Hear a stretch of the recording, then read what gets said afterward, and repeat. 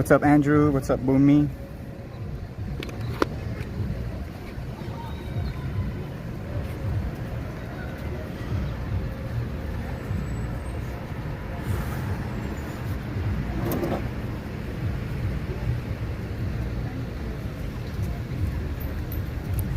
JC,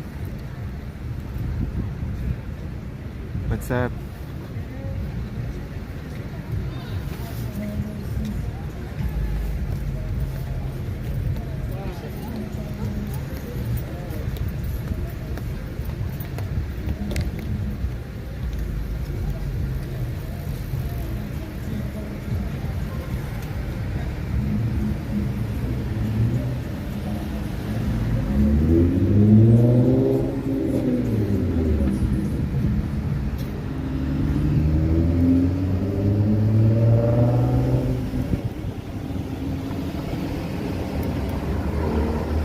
What's up, Andrew? One man. Simon, right? That's your name, right? Correct me if I'm wrong.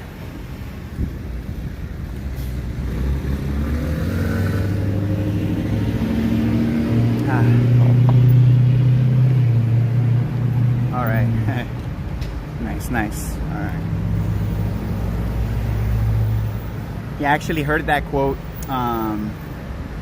The title of the video, that life is about the journey, there's no destination, and it kind of resonated with me because obviously for a lot of you, we know that life is about the experience of life itself, right?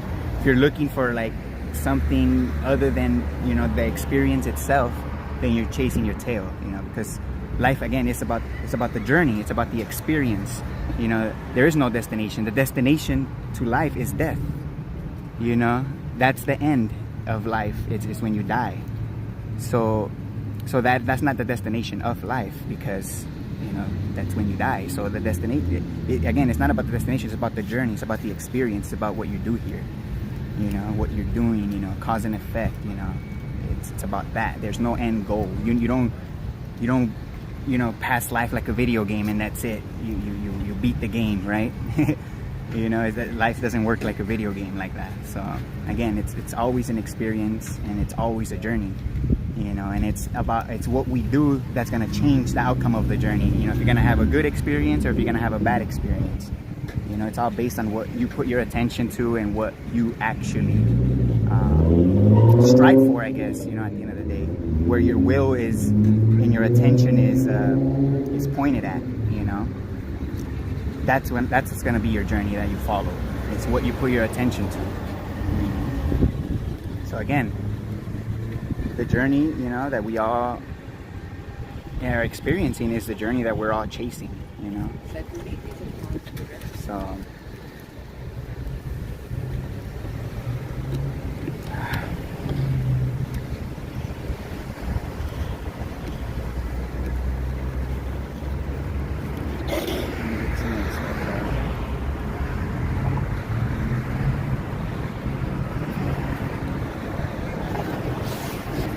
So this whole idea of heaven and hell, right, when it comes to religion, for example, that literally bypasses the journey aspect of life and makes people focus on the destination, which is an imaginary destination.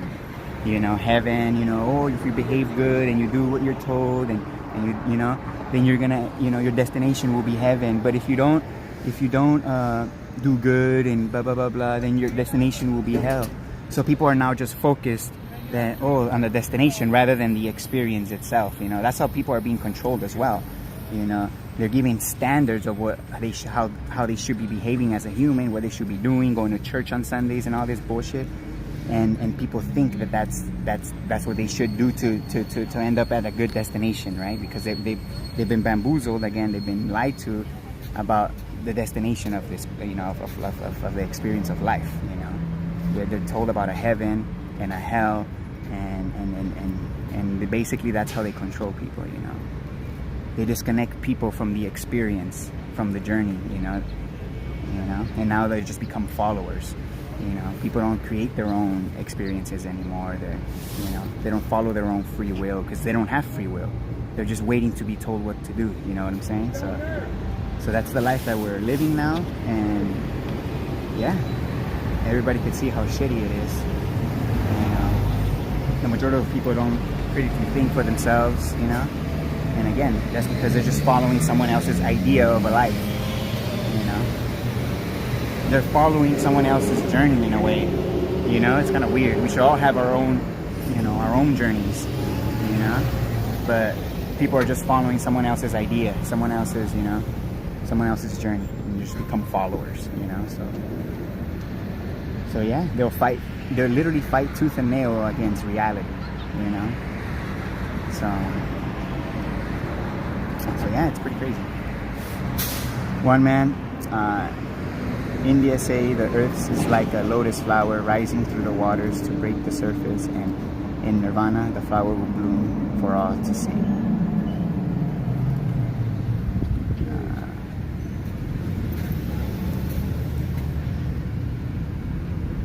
We need cash, not so easy to use our free will. I know the monetary system is literally there to just keep us basically distracted at the end of the day. There's a reason why, work has become, Monday through Friday, 9 to 5, and basically the weekend is just there to recuperate from that, because obviously the body can only take so much, so you need that day of 2 days of work, of rest. If we didn't need those 2 days of rest, we probably wouldn't have a weekend. Everybody will work every day, but obviously that would lead to a lot more health issues. People probably won't be able to work, if you just work them straight, so at the end of the day, those days of breaks that the system gives people is literally there because your body needs to rest, because they want you to keep working, right? Because at the end of the day, it's about distracting you, something else I heard, they turn us against each other so that we never come together and turn against them. So again, keeping you distracted, giving you, left versus right, the left wing versus the right wing, and in every subject, even in sports, even in everything, it's our competitiveness, it's our turning us against each other, and again, it's because they don't want us coming together, turning against them, So yeah, work. Again, it's called an occupation because it's literally there to just keep you occupied. It's that you don't have time to just sit and think about your situation and the situation we're all in, and start thinking of ways out of it. They don't want people doing that. So again, they just have people distracted left, right. When people are not working, what is it? Entertainment. And it's what entertainment is. The entertainment that they present to you. It's the entertainment that they give you. And at the end of the day, again, I'm not perfect. I'm not gonna lie. I sometimes watch, some soccer games or football games, depending on what part of the earth you are. But I sometimes, do want to get entertained, But at the end of the day, you can't just get stuck in that. You can't just not think about reality, because then that's when you're just an NPC, If you can't critically think for yourself and think about your reality and the situation you're finding yourself in logically, then you're literally an NPC. You've been programmed to think all the thoughts that you're thinking. Those are not original thoughts. That was, presented to you and told to you that this is how it is and this is how we're gonna go about things, and that's it. And people just follow it. They don't question it. So again, people have just literally been programmed and are not thinking, and that is literally the definition of an NPC. So level-headed Natalie, FE for all. You missed the part where he says he doesn't reside with that map. Oh, I didn't see the message right above it. Damn it. Yeah, I don't claim any map. At the end of the day, any model of the earth is literally just a model. It's not reality. Nobody has the full dimensions of what the earth actually is, especially what it looks like from the outside. If you have like a view of the whole, right? That's impossible. You would have to leave the earth's reference frame, exit the containment of the earth to be able to see it as a whole, so that's preposterous for anyone to be claiming a model of the earth. you know, nobody knows what the Earth actually is as a whole. So yeah.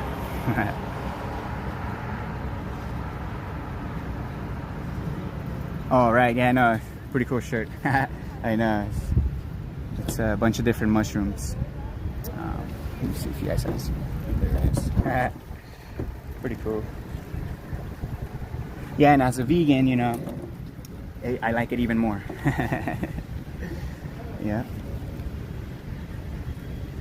And as a microdoser as well, you know, it's a double whammy.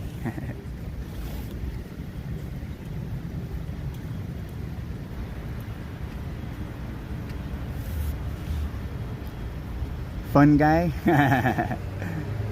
True.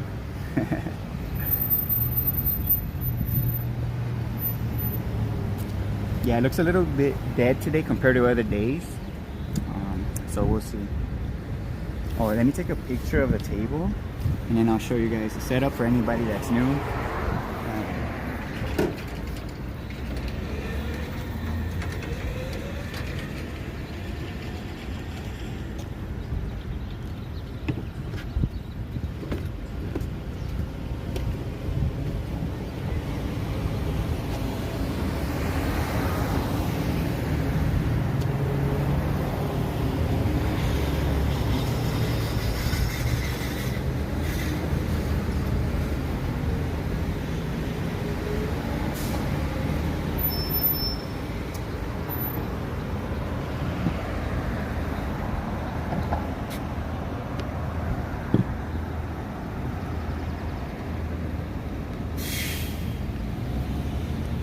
Alright, for anybody who's new, this is what the setup looks like.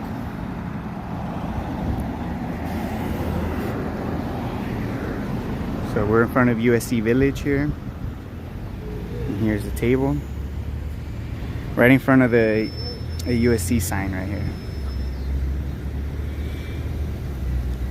So yeah, now we just gotta wait to see if any students want to challenge their common sense, right? Alright, there we go.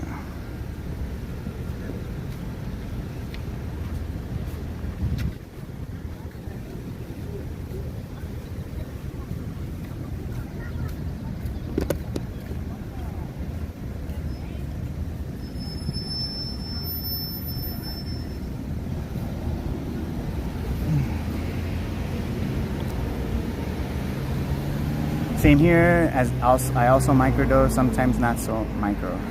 Right, the heroic doses, huh? Those are something else, man. Anybody that, you know, for anyone that hasn't tried microdosing, you know, I definitely recommend it. And then after you feel comfortable microdosing, I highly recommend a heroic dose. And for those of you that don't know what a heroic dose is basically about at least 5 grams of dry shrooms.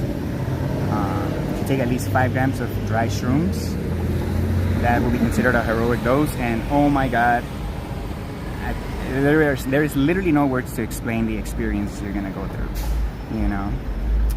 So yeah, microdosing, obviously I recommend. It's like dipping your toes in the water just to get a feel of what you're gonna get into, I guess, right? But yeah, man, it's great at the end of the day. Stomping around the fields looking for the Holy Grail, right? The upwards ones when they open up, right, and then they basically go concave. I've heard that's where the Holy Grail what is analogy comes from, right? When the mushroom's head's basically upwards, right? Which it kind of does. It does look like a Holy Grail, right? I'm not gonna lie. Pied Piper, what's up, Execrate?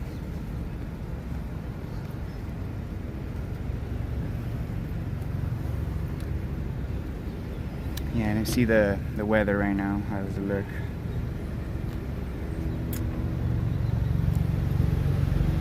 I mean, can't complain. It's perfect weather, you know. 73 degrees.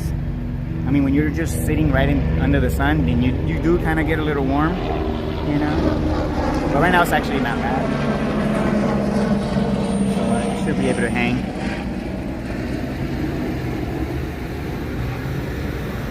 Boomy, what does it do? Are you talking about the microdosing or heroic dose? It basically, I mean, to put it into words and put it in a simple sentence, it basically, in my opinion, it kind of like unblocks your mind in a way, you know, like any beliefs that you have, all of that just, it gets put aside, like literally, and you're literally in the moment, analyzing yourself, analyzing your reality, you know. At least that's my experience, you know. And it's like you feel like a new person, like, you know, this whole idea of being reborn, you know. Like, I hear that a lot from Christians, being reborn. Literally, you feel reborn. You feel like a new person. You feel literally like your true self. Like you literally feel like endless amounts of joy, happiness, you know. And again, it could also be the other way around. You could also feel a bunch of negative and all that, but again, these are all emotions that we need to learn from, and learn that they're just emotions as well. At the end of the day, you know, they're stimuli, you know. It's just the things that are happening around you that trigger these emotions, you know what I'm saying? The emotions come secondary to the experience, you know. Your emotions are telling you what, you know, the situation you're finding yourself in, based on, you know, based on your morals and based on how you feel about others and how you view life, in other words. So again, if you're a good person and you want the best for all, then ultimately you're gonna have a great experience. You know, you're gonna get to meet yourself in a way you never have before. You know, it's pretty crazy. You know, it's in a good way. Like, and I'm not gonna lie, I still get nervous taking a heroic dose. You know, I don't remember the last time I took one. You know, probably a year ago, maybe longer. You know. But I've done like maybe 3-4 different times that I've taken, like at least 3 times since I was like 26. I'm 32 now, so yeah, for those people that think that it's like a drug and you're gonna get addicted to it and all this bullshit, it's the complete opposite of synthetic drugs. It's not even a drug. So again, when people like to classify mushrooms and weed and all these plants, herbal plants, as drugs, well, my head is like, well, what's your definition of a drug? And let's see if it fits, you know, because obviously people can make up their own definitions, you know, based on. So my definition, because I know the mainstream definition will be something that just makes you hallucinate, right, or changes your state of mind, right? Something very vague like that, right? My definition of a drug will be something that is man-made, first of all, so it has to do with chemicals. And it's detrimental to your health. So that is what a drug, in my opinion, is. Something that's man-made and is detrimental to your health, and it could lead to death. That's a drug. That's, in my opinion, that's the definition of a drug. So by that definition, weed is not a drug. Anything that grows from the earth naturally, you know, in my opinion, is not a drug. You know, I guess we could give it a different word, if anything. Enhancers, natural enhancers, we could call them, you know. But these people that just categorize everything and just call it drugs, you know, and obviously these people have been brainwashed, you know. These people are not thinking for themselves. They expect others to come up with definitions for them, you know. But again, definitions are just things, you know. We're defining things what they are, you know. It's like a description in a way. So people don't even have the ability to describe things on their own anymore. They have to hear an expert give their explanation and their description, their definitions, and then now people just adopt them and just regurgitate, you know what I'm saying? But again, a lot of these laws and a lot of the harassment of the people is because they made drugs illegal, you know, especially marijuana, you know, and shrooms and all these other herbs that are, in my opinion, are medicinal. Those are the real medicine, you know. So the fact that they obviously made them illegal and they use that to fuck with people and harass people, you know, it just shows you that it's just about control.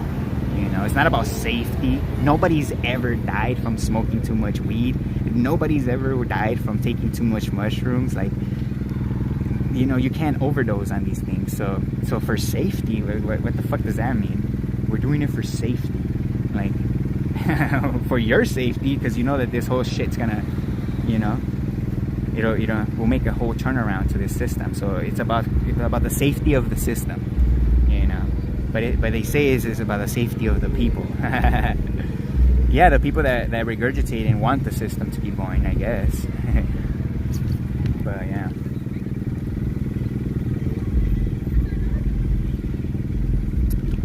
Alright. I want to go over a couple of videos just to make a point. So displacement, right? Different states of matter, when they're in motion, there is going to be displacement. So, oh shit, I just peeled my scab, so if I start bleeding, I kind of got a little cut right here. Shit. Alright, hopefully I don't start bleeding. God damn, alright. Point being is, so again, if different states of matter, here's another fact before we even get to displacement. Here's a fact that nobody can deny. Two pieces of matter, two pieces of matter cannot occupy the same space at the same time. What that means, that if I have a solid object here and I have another solid object here, and I want to bring this solid object to the space that this solid object is occupying, they cannot just merge, you know. I mean, unless you break them down and blend them. But I'm talking about two solids, you know, pieces of matter. They're not just gonna merge if you bring one closer to the other one to occupy that space. What's gonna happen is it's gonna start pushing it out from that position, because you can't have two pieces of solid matter, or you know, or occupy the same space. You know what I'm saying? In other words, two pieces of matter, two pieces of mass, two different masses cannot occupy the same space at the same time. That is why displacement happens. So again, that simple fact, it basically explains why displacement happens. Because once you accelerate the bottle, for example, when I accelerate the bottle, what's happening is the bottle is pushing this way, and again, it displaces the water, because again, the bottle and the water cannot occupy the same space at the same time. You know what I'm saying? And the air as well, they all get displaced relative to the motion. You know, so again, when you walk, you're displacing the air, believe it or not. You're pushing the air out of the way when you just simply walk. You know, again, you're using a force to move your body, you know, that being, you know, your life force or whatever. You're creating motion, you're exerting a force when you walk. And because your body is a solid, obviously it's mass, and the air is mass, when you walk, you're literally pushing the air out of the way when you're walking. Like, that's displacement, you know what I'm saying? So again, people are saying that there shouldn't be displacement and all this bullshit. It's like, well, there's always displacement when mass moves towards another mass. You know, it's gonna cause a disturbance, it's gonna cause displacement. You know what I'm saying? So again, another thing about fluids is that they react to force. You know, they react to motion. You know, that's why, you know, they're fluid. You know, they don't have a shape. You know, see, the slightest movement, you know, the water reacts to it. You know, look at this. So again, it's very simple. You know, but let me just go over these couple of videos real quick. I'm sure most of you already seen these, but it's mostly for the people that haven't. I guess I'll go over to this is one that Dell uploaded probably like a week ago. It's practical demonstration, so go ahead and play this one and then just go over it. And we'll see if somebody stops in the meantime. But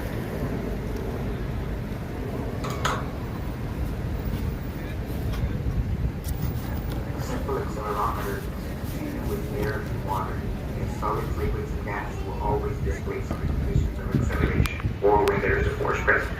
The water will always appear to move towards the back of the container and push the air towards the front. In other words, the air will always get pushed in the direction of acceleration 100% of the time. When we're observing objects that appear to move in a particular direction, vision alone is not a physical measurement of acceleration. For example, when I have a ruler going through a box, whether I move the box or whether I move the ruler is always going to appear to move because the camera is connected to the box. Unless we can observe it from the outside, the ruler will always appear to move. However, if I was to attach a simple accelerometer to the ruler, then we will know if it's the ruler moving or the reference frame without having to observe it from the outside. Which ruler would you bet is the one accelerating, 1 or 2? So when we're talking about downwards acceleration, which bottle would you bet is the one accelerating, 1 or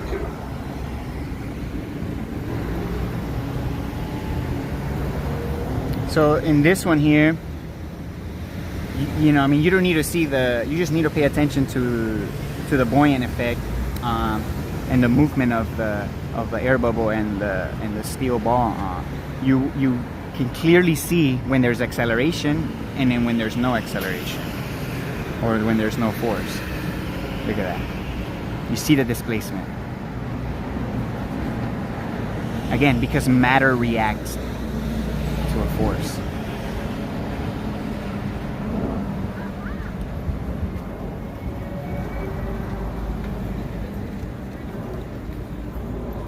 Look at that. The instant Andrew releases the vessel here, you can clearly see that motion just vanish. You know.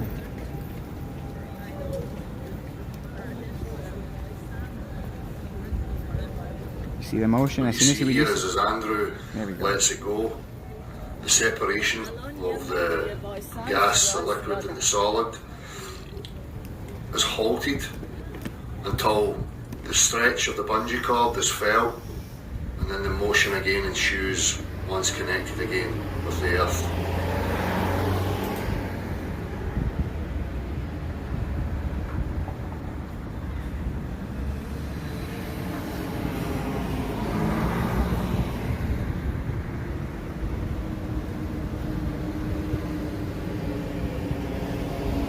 Again, while Andrew's holding the vessel here with the ping pong ball and the spring, you can clearly see the buoyant effect of the ping pong ball stretching the spring, showing you that the force, you know, of the water is pushing it up. The pressure of the water is pushing the ping pong ball up to the surface. And then the second he releases it, that pressure vanishes. The upwards push, you know, completely vanishes in free fall. In this scenario, the only force that's present is the tension of the spring. So buoyancy here stretches the spring to the top, and as the object is let go, the cylinder, you see that the buoyant effect no longer is at play because the compression of the fluid forcing the ping pong ball upwards is no longer felt, and the spring then contracts back to its original position. Free for all, that's a good experiment, but maybe something was happening that we don't understand. Well, at this point, what you're doing is, because you have a bias, you can't accept, you know, the demonstrations for what they are. So now you're trying to find different explanations that can, you know, fit your bias of a stationary Earth. So again, this is what religious people do. When you find contradictions in their statements, they go to other things to try to explain it away, you know, opposed to just dealing with the direct facts that contradict it, you know. So again, that is religious behavior. You could say you're not in a religion, or you're not religious, but if you have a bias and you deny reality and try to find further explanations that cannot be demonstrated to fit your bias, then that is religious. You rather have beliefs about something that you don't understand to explain the reality rather than just accept reality for what it is, you know. So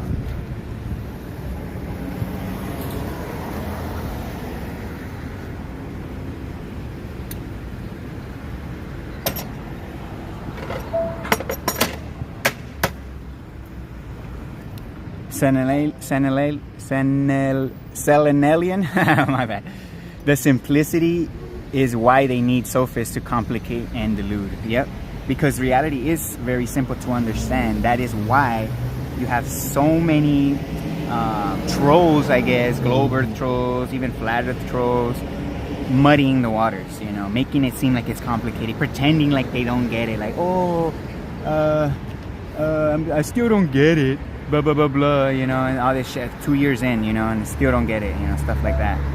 And So yeah, it's just about muddying the waters and trying to make it as complicated as possible so that people don't even try to think about it, you know.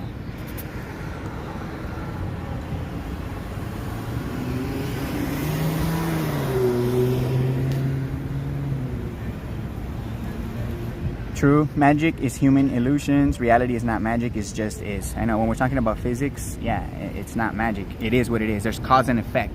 There's a reason for it, you know. Again, because we don't know the reason or the cause to life and, you know, all of the things that we're experiencing, you know.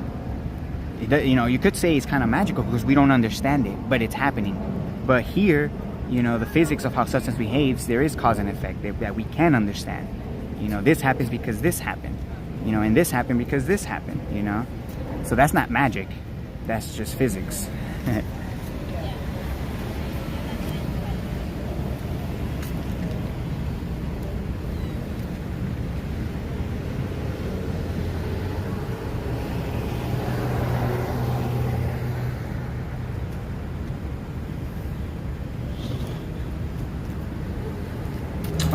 Again, in this scenario, as Andrew Yeah, this is a good one. So actually accelerates upwards, we can see the buoyancy, the effect increase, that being that the ping pong ball now stretches the spring further.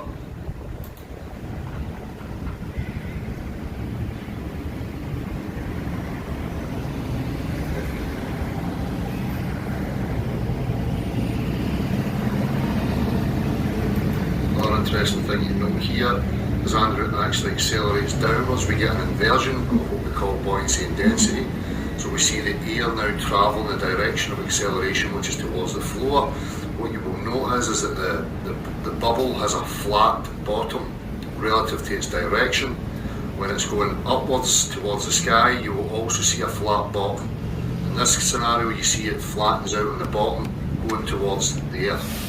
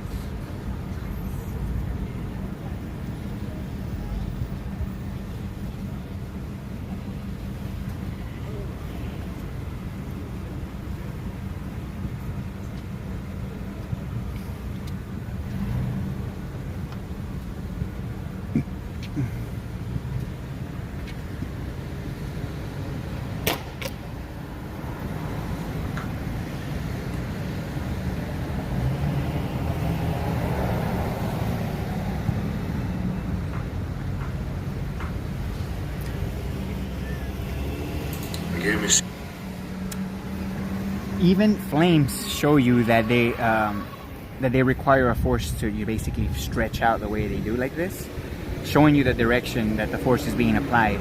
You know, heat only rises again when there's a force present. So again, this experiment shows that when there's no force present, again, when this candle's in free fall, the candle's not being pushed up anymore. The hot air is not rising anymore. You know, again, because it requires a force. All motion, all vectors require a force or motion. You know. We see here the direction of the flame, the compression of the air, going towards the direction of travel. In this case, acceleration down, the flame inverts, it goes the opposite direction. Interestingly enough, not in this little clip video here, but if you accelerate to up the way, adding to that motion, the flame will increase, the flame will stretch.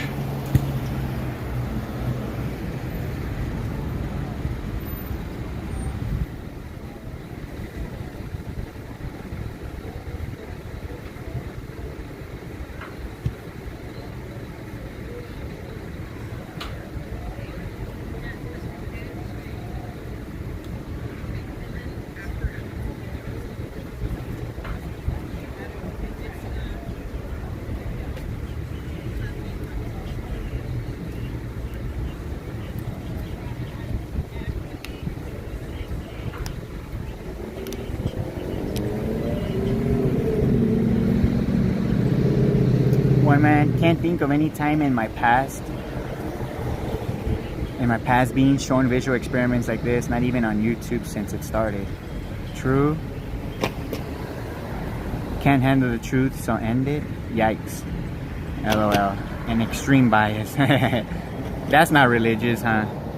If the earth made the earth moving, then destroy it. That's not religious. That's not culty. That's not culty behavior.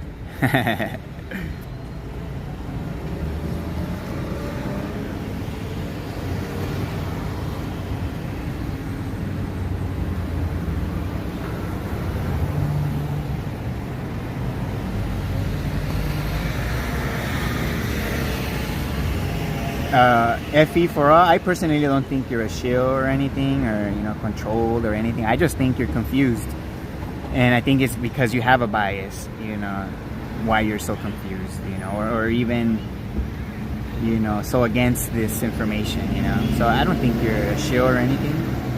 I think you're just lying to yourself. So anybody that doesn't accept this reality, the reality of motion and of force being present only when connected to the earth, people that deny that, they are lying. You're either deliberately lying or you're lying to yourself.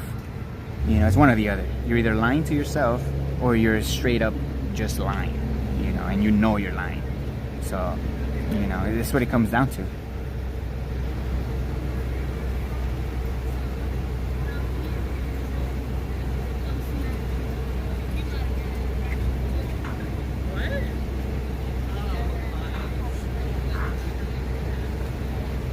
Again, a favourite of people in regards to helium balloons and the likes. We see obviously helium wants to go upwards because the compression of air forces it in the direction of travel.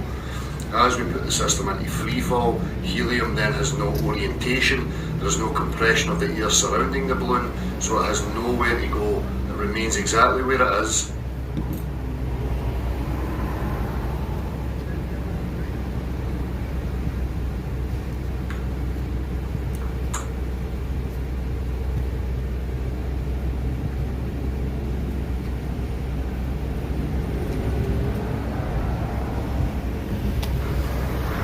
As we see the impact at the bottom, you can see that thrust, that initial push, you see the helium balloon immediately feel the compression of the air surrounding it and shooting towards the sky.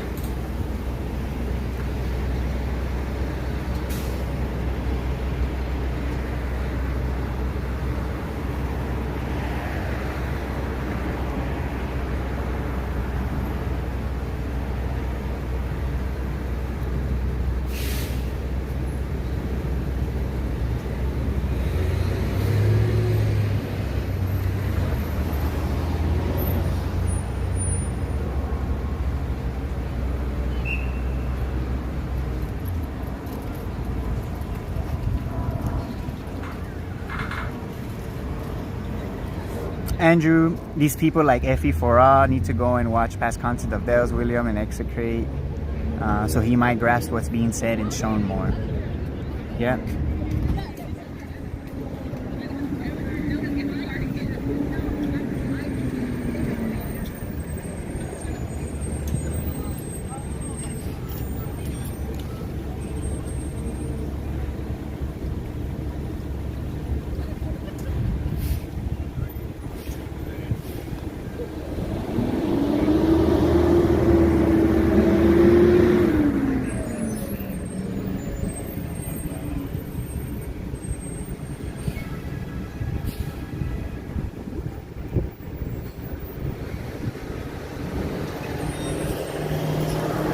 Alright. Execrate, density requires a vector. Density, buoyancy do not cause a vector. They are subject to it. Exactly. Again, buoyancy doesn't cause itself. Like the water doesn't tell. I mean, the air doesn't. Doesn't tell the water to push it. Because it's less dense, and something that's more dense doesn't tell the water to push it down. Like they don't cause themselves. They don't dictate what direction to go on their own. If you have air, water, and something solid, if you just have them there existing, they don't dictate, what's up and down just on their own. That doesn't make any sense. it requires something already from, you know, an external force, you know, to dictate that, you know, and matter just simply follows it. You know, it's literally that simple.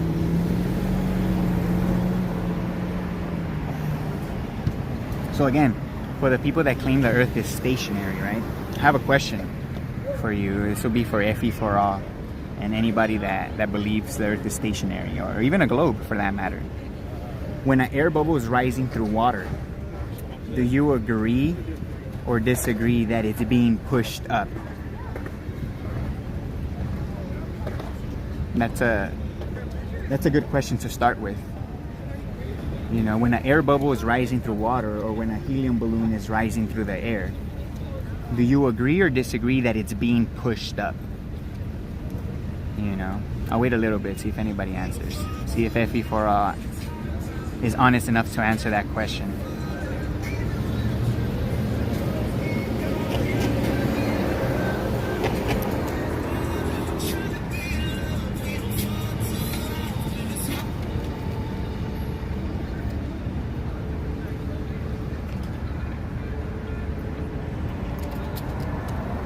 It's not a claim that Earth's motion in free space is no. I don't know what that means. I don't know what you're trying to say there, Jolly Man. The Word of God says the Earth is stationary and cannot be moved. Again, at the end of the day, the Bible is just a book. You know, it's not a physics book. At the end of the day, it's a subjective book, if anything. So to try to use quotes from the Bible to prove physics, that's no different than an astrophysicist or somebody using an book about outer space to prove physics, you know, and like here on Earth, you know, it's no different, you know. And again, at the end of the day too, the Bible says that it's immovable from it's fixed and immovable, you know. So that just means if it's on some sort of path, that path is a fixed path, and the Earth is immovable from its fixed path, you know. So again, it's just how you interpret things at the end of the day as well, but it's not a physics book anyway at the end of the day.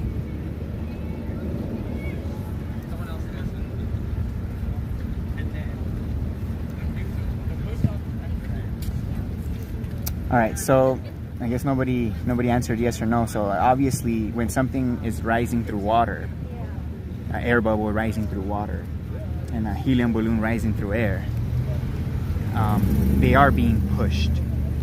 You know, the air bubble is being pushed up. You know, so the next question is, what's pushing it up, right? So people that believe in RDD, you know, to be the cause of a force, they literally claim that, okay, it is the air pushing it up, right? The air bubble up. Wait a minute. So if the water is pushing the air bubble up, because it's less dense, you know, somehow it's able to water's able to push the air bubble up, even though the water is not being pushed itself. So I don't know how it's pushing the air bubble without it being pushed, without having a force. So I don't know how that's possible. But not only that, they want to make you believe that something that's falling through the water, something that's more dense, is also being pushed by the water, because apparently it's density that causes the force, right? Apparently, that's no different than mass attracting mass, which is Newton's theory of gravity. But apparently RDD can push helium up without moving. The water could push the air bubble up without moving, but it can also push a rock down without moving as well. So they talk about net force, right, and all this bullshit, and about the forces canceling out. But yeah, at the same time, we can see, you know, an apparent motion of the rock going down, and then the motion of the air bubble rising. So there's obviously a force, you know, present, but they deny that, you know, they deny that. So again, the water pushes itself without pushing, but it's still able to push even though it's not pushing. Like, what? Like, it's just so fucking retarded. It's crazy. It's fucking insane, you know. But that's what people have to believe, that the water is just pushes without pushing, up and down to top it off. So not only do you have to accept that it's able to push without pushing, but you have to imagine that it's pushing in both directions as well. Like, what? That's fucking mind-numbing. Literally mind-numbing. You know? Again, and only people that are not thinking accept it. You know? Why? Who knows? I guess because they have a bias. You know, they already have something they believe in and they want to defend it. You know? So yeah, it's pretty bizarre. It's pretty bizarre. It's like claiming. It's literally like claiming that you can accelerate this. You can make the air bubble, you know, get pushed without actually accelerating the bottle. Now try to imagine, is it possible to create buoyancy without accelerating the bottle? Because that's basically what they're claiming. The Earth is stationary and is able to create buoyancy without motion of the Earth. So you're literally claiming that the buoyant effect of matter is not coming from the Earth's motion, and it's the Earth is stationary and buoyancy just creates itself. Well, then that's no different than this bottle being stationary and we still create, you know, buoyancy without actually accelerating it. That defies physics. You know, that doesn't make any sense. Not only that, you actually have to claim as well that when it's an object's in free fall, that you can accelerate without the displacement. You know? So again, going back to that same bottle, the water bottle, now you're claiming that it's possible to accelerate this bottle without the bubble moving. So two contrary claims to what basic physics shows. Basic physics shows that when you accelerate this bottle, the air bubble is going to react and it's going to get pushed by the water, which is being pushed by the bottle, which is being pushed by me, and it's going to get pushed in the direction that I'm pushing it. The air bubble, it's always going to react 100%. Now if you claim that that's not the case, well then you need to demonstrate a force that can accelerate the bottle, you know, without pushing the water, without pushing the air. So that's crazy. That is literally crazy. And not only that, you have to show an experiment that you without accelerating the bottle, in other words, using an external force to push the water without pushing the bottle to be able to push the air bubble. So what kind of force is able to push the water without pushing the bottle? Like literally, people have to believe, people have to believe, again, when I accelerate, you see that displacement? The water moves towards the back. Yeah, I think I have a video. I'll just put it up as I'm talking. But people have to believe, again, that you can make the water displace. In other words, that you could push the water without pushing the bottle. So you have to imagine an external force outside of the bottle that's able to push the water without pushing the bottle. So in other words, to create buoyancy in a motionless container. So what kind of force is able to push water inside a bottle without pushing the bottle? Because that's literally what you have to believe in if you claim the Earth is stationary. Because apparently the Earth is stationary, but is able to still push the water. There's another force that's not the motion of the Earth. There's another force, you know, outside or another force that's a factor that's pushing the water without pushing the Earth. So that doesn't make any sense. And again, it's not only is it pushing it up, it's also pushing it down. So it's pushing it up and down without motion. Like come on. Like imagine, like it's just, you cannot get this effect without motion of the bottle, without a force being applied to the bottle first, and then that motion transfer gets transferred to the water, and then that motion transfer gets transferred from the water to the air. So again, it goes from more dense to less dense. The more dense pushes on the less dense, especially if it's an equal force. You know, if you have an equal force, then the more dense material is going to push the less dense material. You know, and again, it's a motion. It's like a chain reaction. Literally, like a chain reaction, like the chain on your bike, for example.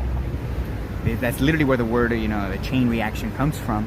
Because when you're pedaling, you're transferring the force from the pedals to the star, whatever that spoke, to the chain. That's why, you know, it has spikes, you know, leverage to be able to push up against the chain, and then the chain's able to push on the spokes from the back of the wheel and turn the wheel, basically push the wheel.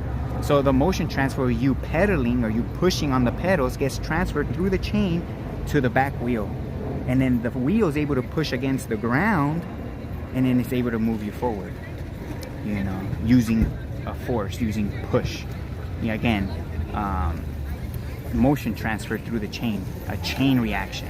And that's exactly what we're experiencing here on Earth when we see buoyancy or density. Again, it's not true motion.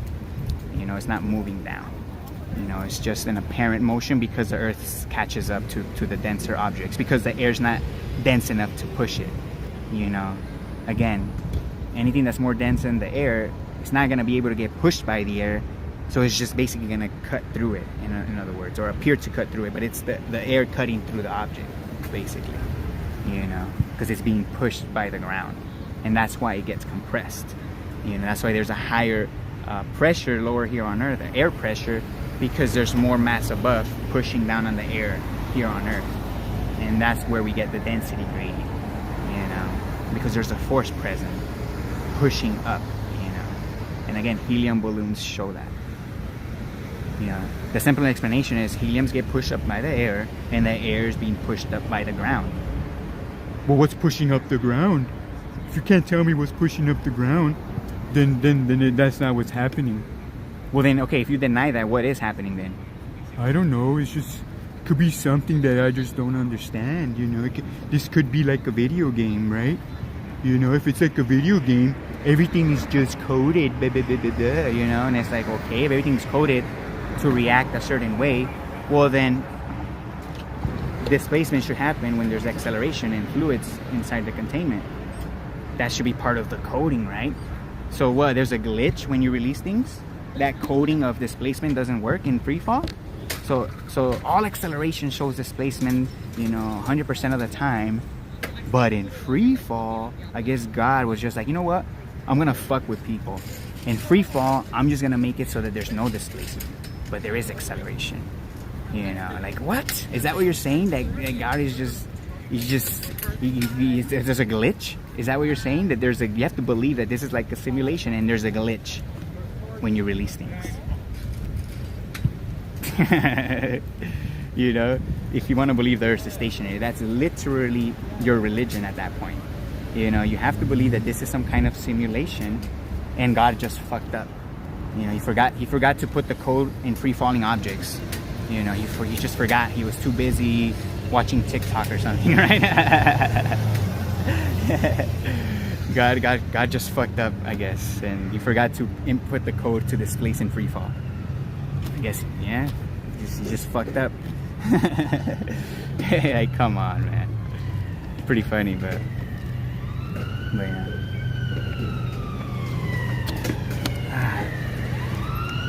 Damn, man, it's always a slow start here. What the hell?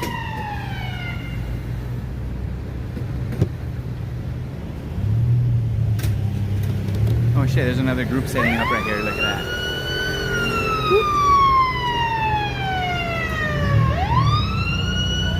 I think they're with the college though, or with the university.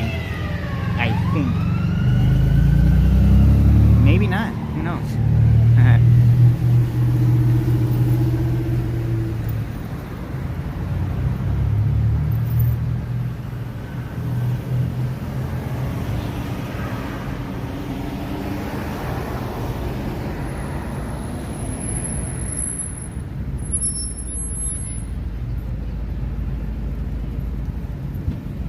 JC, true. At Jesus, you seem to be under the mistaken assumption that motion has the burden of proof. When you feel a constant pressure at your feet, your indoctrination is showing. Yeah, I agree. Again, it's funny too when people say like, oh, there's a comment I read, I think it was on one of Dell's lives. It was funny. So some guy was like, oh, if the Earth is truly rising up, you know, and pushing everything up, then on a calm day, why doesn't the leaves from the tree, you know, get affected by the rushing upwards wind?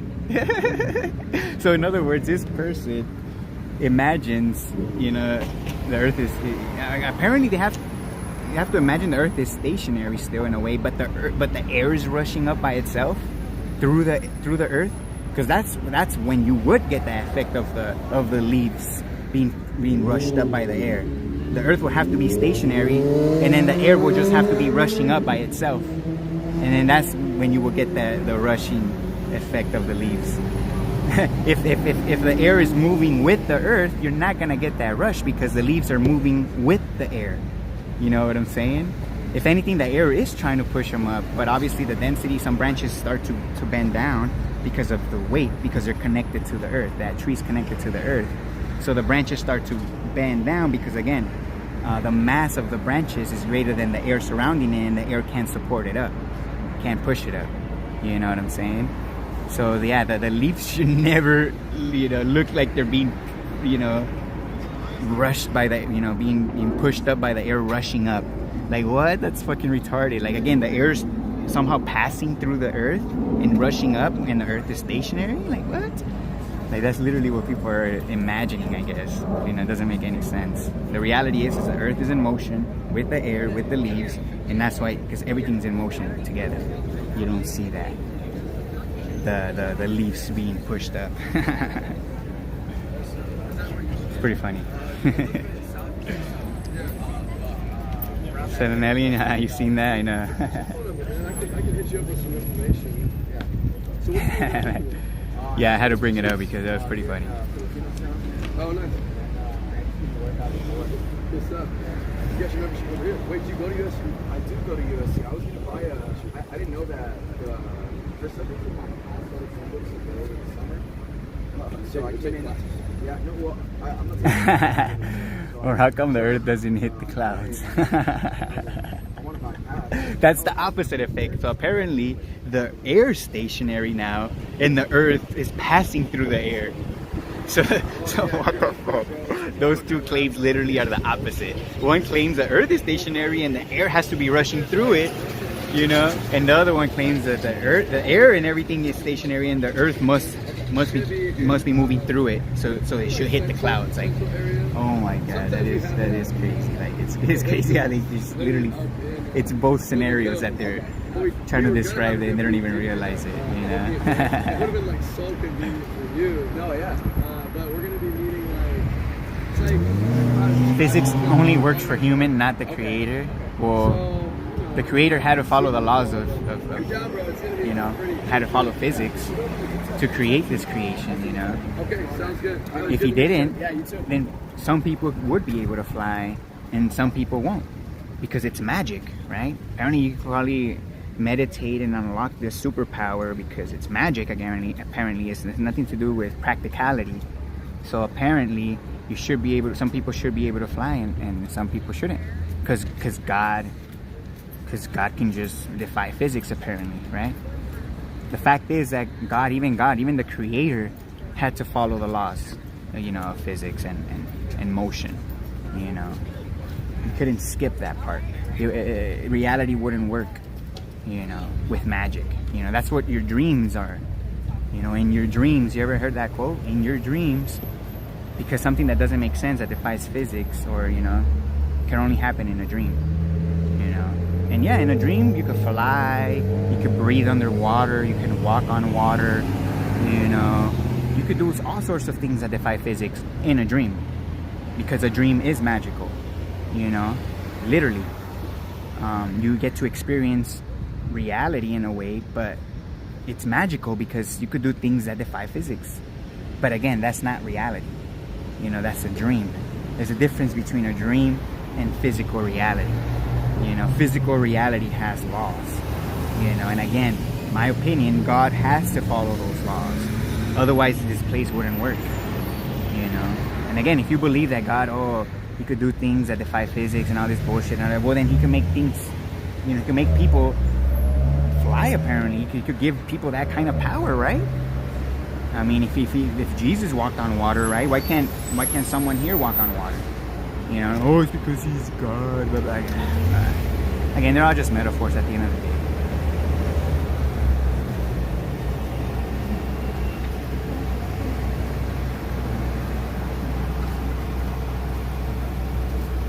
Mass has weight and falls down. How this is more unreal than moving Earth is beyond me. You still have weight is an effect of pressure. Weight, you can't have weight without pressure, and in other words, without something pushing up against something else. So when something pushes against something else, that the object's gonna have resistance to that force. Again, because matter wants to remain motionless. It's inanimate. It doesn't move itself. Matter doesn't move itself. So when something's pushing up against something else, the resistance of the object being pushed, that is what weight is. It's simply resisting the motion. You know, you need pressure. You need something pushing up against something else to have resistance. And that resistance is what we call weight. So something in free fall is weightless because there's nothing pushing up against it, so therefore it's not resisting any force. There's no resistance, you know. So again, weight is only it's not a property of itself, you know. It's due to cause and effect. It's an effect of motion. It's an effect of a force, weight, you know. And again, you increase the force, you increase the resistance, and guess what? You increase the weight. So again, something that weighs 10 pounds, well, relative to the motion of the Earth, yeah, we could say it weighs 10 pounds. And again, it has to be connected to the Earth. But if we were to put that object into, what do you call those, centrifugal machines, or what are they called? I forgot. The zero-G machines, not zero-G machines, but I forgot what they're called. What they used to test for 2Gs, 3Gs to increase Gs. You were to put one of these 10-pound balls and you increase to 2Gs, that 10-pound ball is not going to weigh 10 pounds. It's going to weigh 20 pounds. So what's the true weight of this ball? Well, it's relative to the pressure being applied to it. So again, when you're talking about matter having weight, that doesn't make any sense, because again, weight is relative to how much pressure is being applied. You double the pressure, you double the weight. You cut the pressure in half, you cut the weight in half. Showing that weight is not a thing of itself. It requires motion, it requires a force. You know, and that's why when free fall, you know, even the mainstream admits this, there is no detectable force present. Why? Because there isn't. And that's why things are considered weightless in free fall, because there's nothing pushing up against it, nothing pulling it. Therefore, the object's not having to resist any force. So it doesn't have any weight. So again, matter just doesn't have weight. You know, it has density. And again, relative to the density and the force, that's just going to dictate the resistance, aka the weight.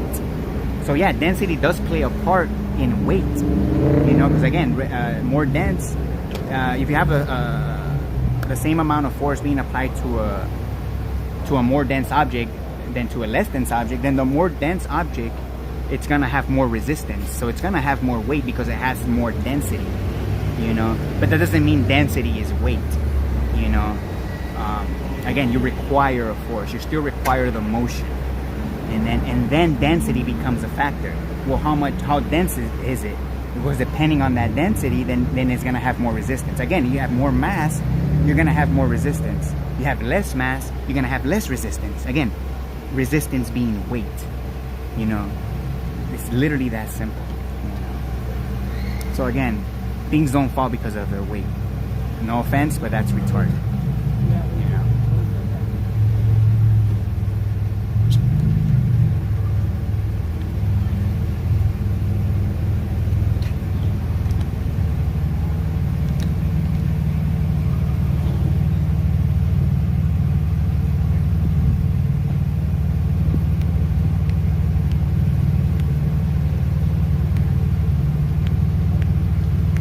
I was debating whether I should do the "Are you smarter than a fifth grader" today, and I almost did. I feel like maybe that one could catch some attention, you know.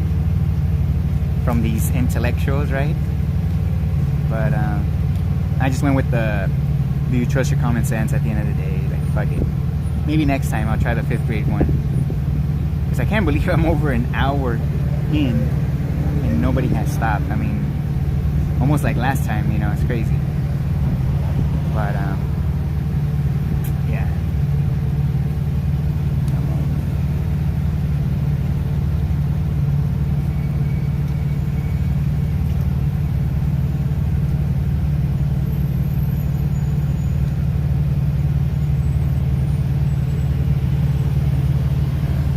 What's up, Nasty Fripples?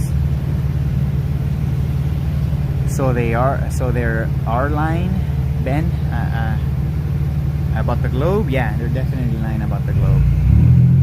And there is definitely people lying as well about the motionless Earth.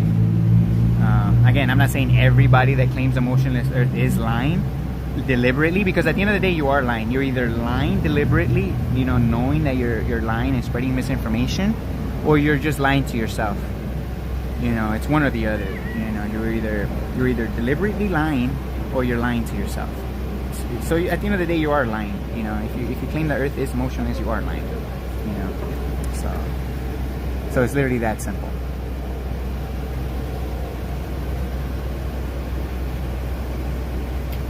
Again, you might not realize that you're lying to other people, but that's because you're lying to yourself. You're lying to yourself first, and then you're regurgitating those lies, you know, which again, you believe them, which, you know, you're not deliberately lying because you believe them, but you don't realize that you're actually lying to yourself, you know.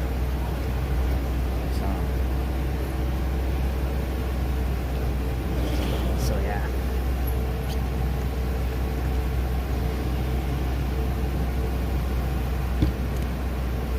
Yeah, I was thinking about getting me like a little canopy like that, which wouldn't be a bad idea, you know, but fuck. As it is, it's already kind of a hassle having the table, the chair, you know, dollying it over here, you know. I don't even know if I have space for that in the dolly, you know, so my best bet is literally to just find some shade somewhere, you know, because, yeah, it'll be a little too much.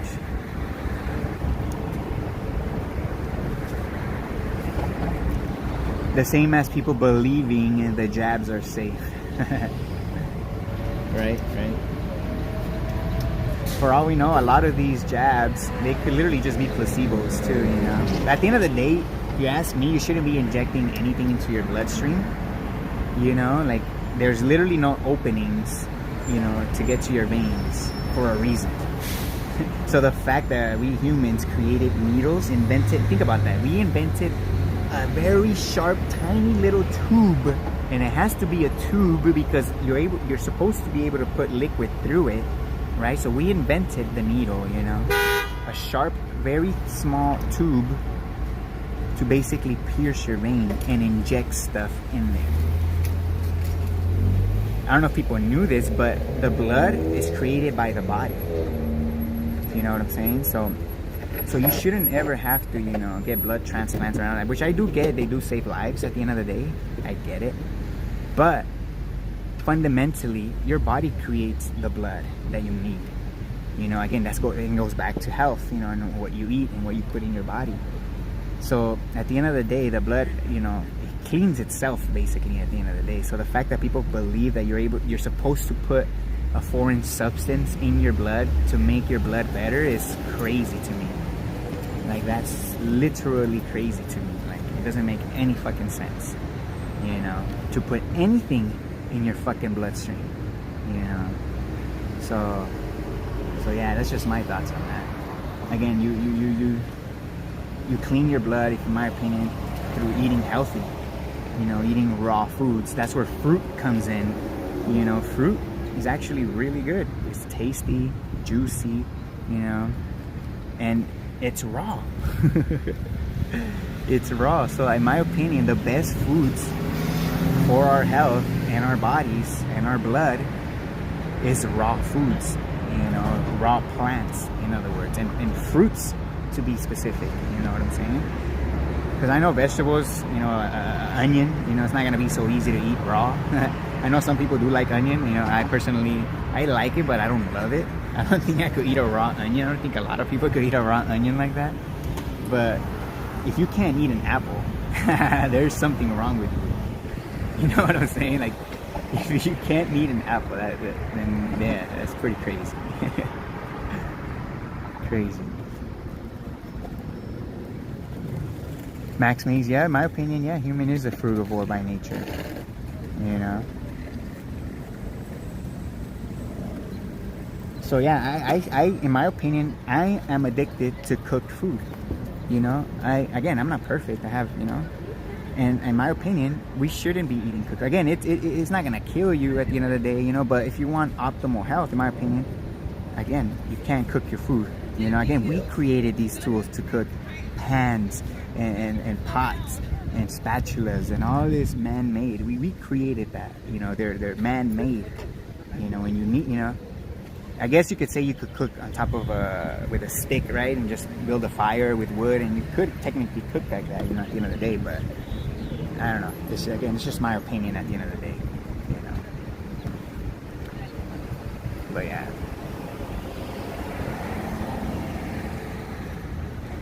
I understand your points, but you completely leave out the electromagnetic force/effects, or how do you see it? The assumption that the Earth moves is far-fetched. So electrostatics obviously affects matter, you know, obviously affects matter, but it doesn't affect all matter equally. That's one thing, you know. And another thing is it doesn't accelerate solids, liquids, and gas. You know, you could if you do claim electrostatics can accelerate solids, liquids, and gas, you know, without displacement, then you need to come up with an experiment to show that. You know, you could, you know, again, that's the claim. I don't claim that electrostatics is bullshit. It doesn't exist. Obviously it exists, and obviously it does affect matter, you know, but it doesn't accelerate, you know, solids, liquids, and gas to be able to claim that that's what's causing things to fall, you know, without displacement, you know. So that's what I'm saying. You know, for all we know, electrostatics could be a factor to why things decelerate at the same rate.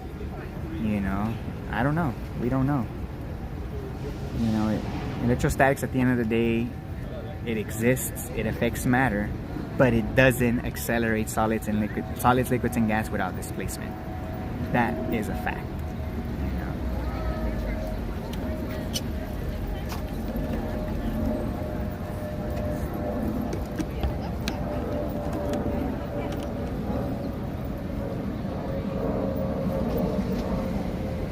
French chefs might disagree. Right.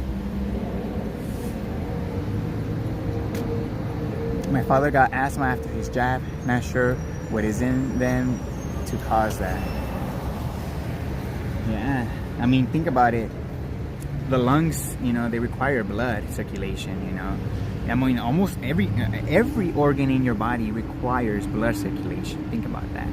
So when you're injecting something into your bloodstream, that's being transferred all over your body, you know. So if you're having issues already you know, with certain, you know, with breathing, or you know, you already have lung issues, and you already have kidney issues, or they say you have already an underlying issue, and then you get a jab, then you're more likely to get sick, you know, because again, it's gonna travel through your whole body, your blood. And if it's carrying a foreign substance that shouldn't be there, you know, it's gonna spread it all over your body, and even to your heart, you know.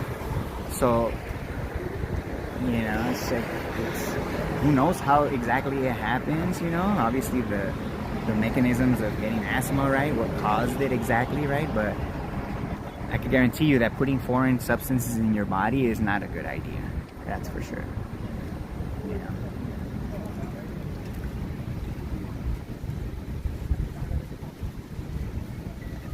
Free for all, I can't understand why you're stuck on that. Like, it doesn't make any sense. It makes perfect sense that it's in motion. If it wasn't in motion, that wouldn't make sense. But yeah.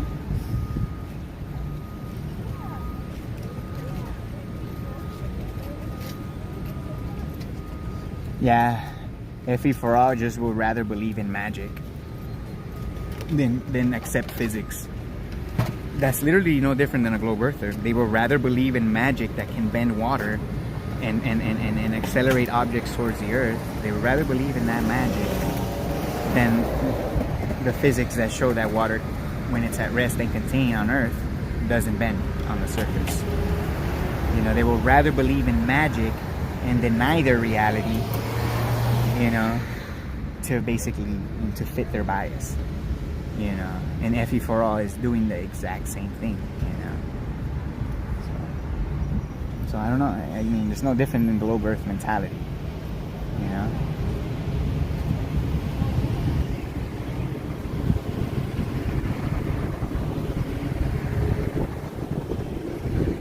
Execrate, no matter what you want to call your force, there is no measure downward physical acceleration. This is a huge bummer for all who think objects accelerate to the ground.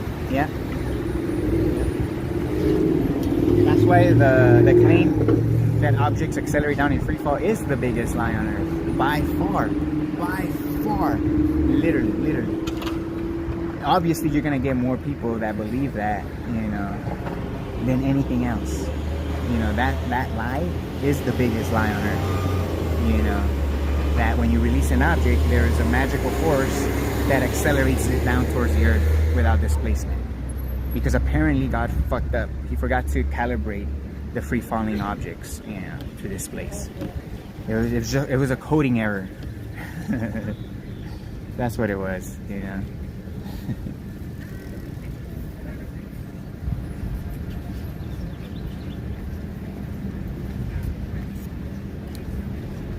Damn, I hate that it's kind of bright to the point where I can't really open my eyes like without them burning. Like, and it's not even that bright, you know, which is crazy. And I'm thinking, could it have something to do with?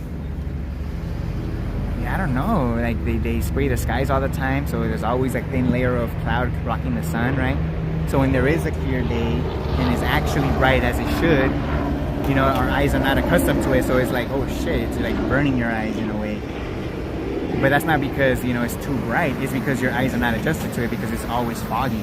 You know, that's what I'm thinking. Like, you know how sometimes when you look up at the sky, the blue, or not the sun, just like the sky, you can't really like keep your eyes open. That's how it almost feels like when I'm just looking straight. Like, it's crazy. I'm not gonna lie, the sun is a little bit in front of me, above, but in front of me, not behind me. So that could be it too.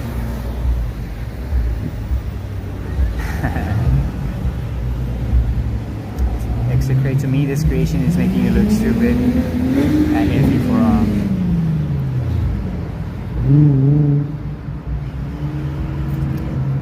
What do I think about our ego and our relationship to it?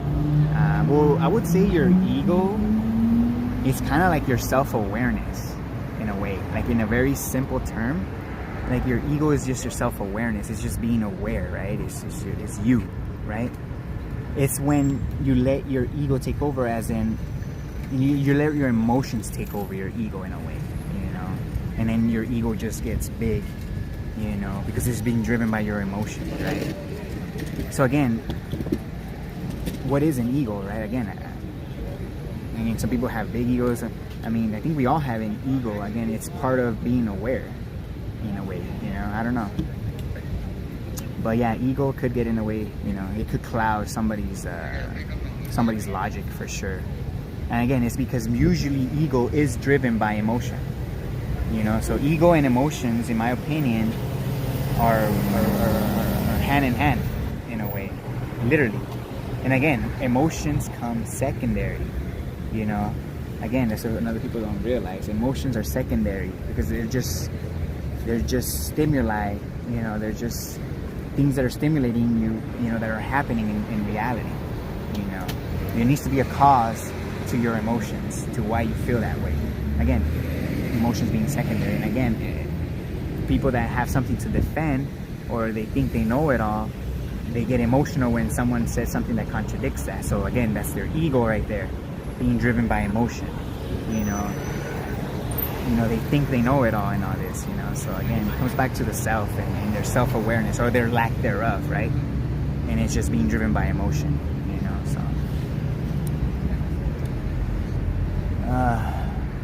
Records show your current level of understanding is, oh shit, kind of went away. Let me go back to it.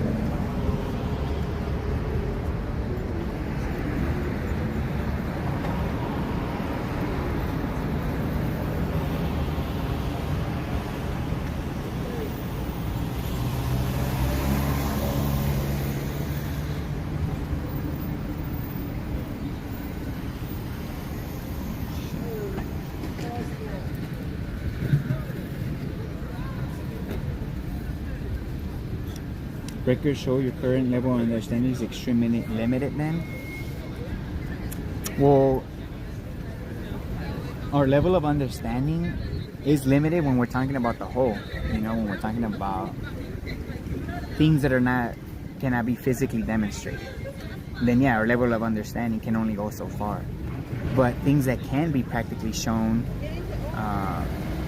you know, in reality, you know, then that should be simple to understand, especially if you have the practical to show. You know, for example, an engine, how an engine works, right? You can practically go step by step, you know, how an engine works, right? So our understanding of how an engine works and how a car is able to move through, you know, through the engine and the pistons and the combustion, then that is an understanding. You know, you can understand why that happens. But when it comes to understanding how life came to be, you know, and what keeps, you know, this reality going, you know, what's moving the earth, all of these things, then that's beyond our comprehension. Again, it depends. If we're looking at the bigger picture, then yeah, there's a lot of things we don't understand, and they're going to be beyond our comprehension and our understanding. But at the same time, that doesn't mean that we don't have the ability to understand and comprehend things here that we can experience. You know, that's how technology is advanced.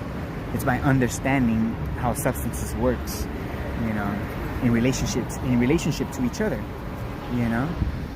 So yeah, we can definitely, you know, understand things here and comprehend things to a certain level, you know.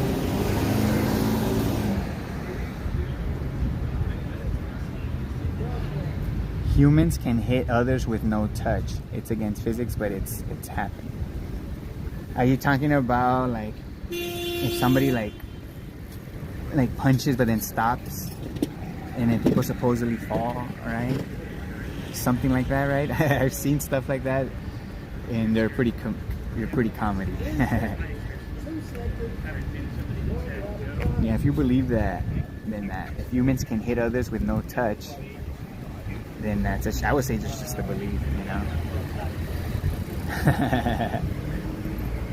I mean, if you mean like throwing a ball, then I technically didn't touch you, but I hit you with the ball. I threw the ball at you. I didn't touch you though. It was the ball that touched you. So I hit you without touching you. Is that what you mean? Because yeah, I guess that's possible. But now again, that's motion transfer. You being the force with the ball, you created the motion through the ball, you gave it the force, and then that motion transfer, again, it's going to slow down because of, you know, inertia and friction, you know. Still though, it's going to be in motion, it's going to hit you. That motion transfer, you know, can happen if you throw something. So yeah, you could hit somebody without touching them, if that's what you mean.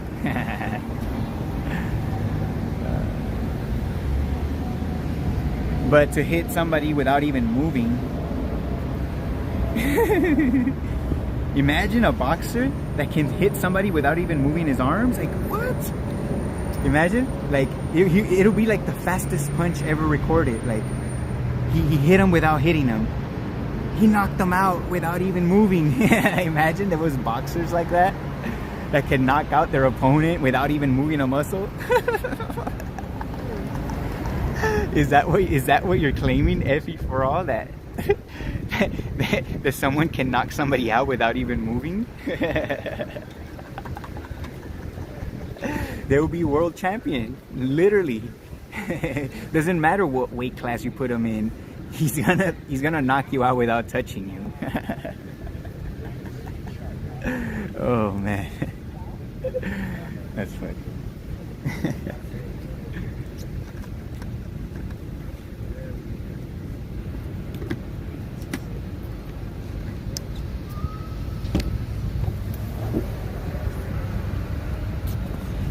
need to stretch a little bit.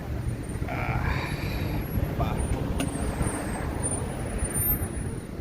Come on, I can't believe nobody stopped. I was thinking of, I haven't mentioned this to Natalie, but obviously if you're listening to this, I'll say it now. I was thinking of, because Natalie could bake some vegan cookies. She bakes cookies. I was thinking making some vegan cookies and maybe having like a little sign on the side saying free cookies if you can answer 2 simple questions, right? Something like along those lines. Just for a little incentive, right? Have like, you know, a few cookies here, you know, have 6 cookies. And then, you know, free vegan cookie if you can answer 1 simple question. Even one out of 2, right? It's just to get people come and approach the table, you know? So I feel like maybe that could draw some people in, you know, if they want to try a free vegan cookie. You know, I could even say free homemade, you know, I don't know. Yeah, I was thinking about that. I think that would be a good idea, but we'll see. And obviously, they should be able to answer. You know, I want them to answer. I want them to win the cookie. Because it's not about that. It's about the conversation that's coming, you know. So, yeah, we'll see. We'll see.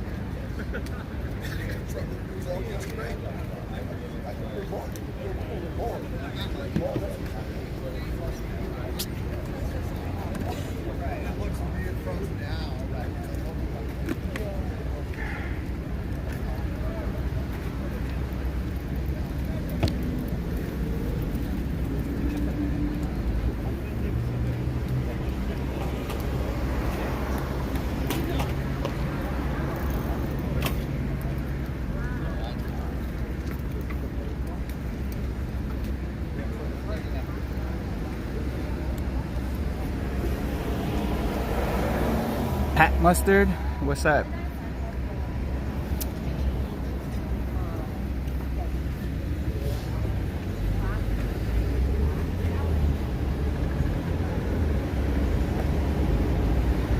I mean, there's people passing by. I'm pretty sure you guys can see them, you know, passing by. And that's not even counting the people that are walking, you know, from the other sides, crossing the other way, you know, so. Crazy.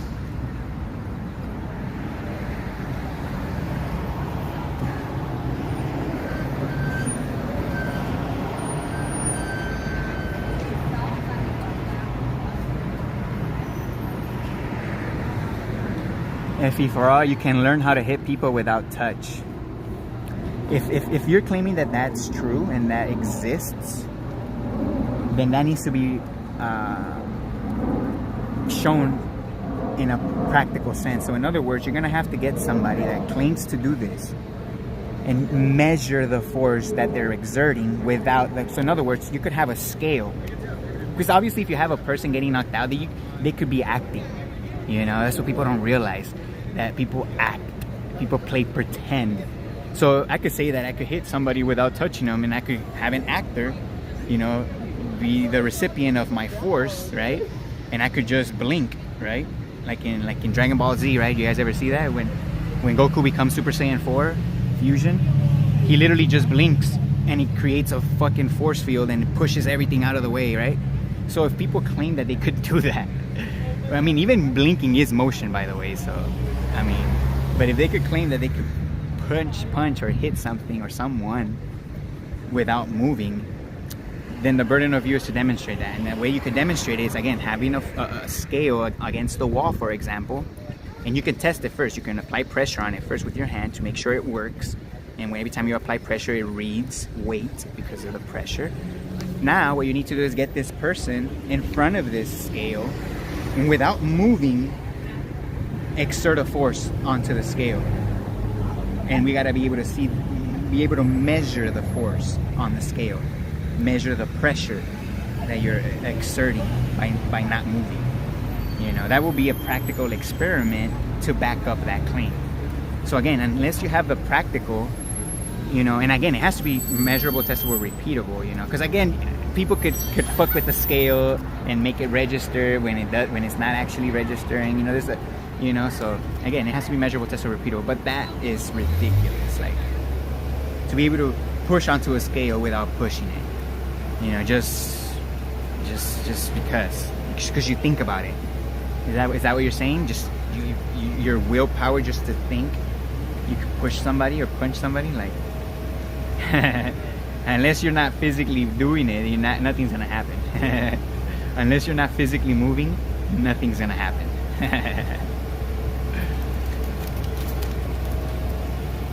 Grizzly Times, I'm just wondering why he says Earth is moving upwards. It's because that's what reality shows. Helium's balloons show that they're being pushed up. Do you deny that? That heliums get pushed up? Because that's measurable, testable, repeatable.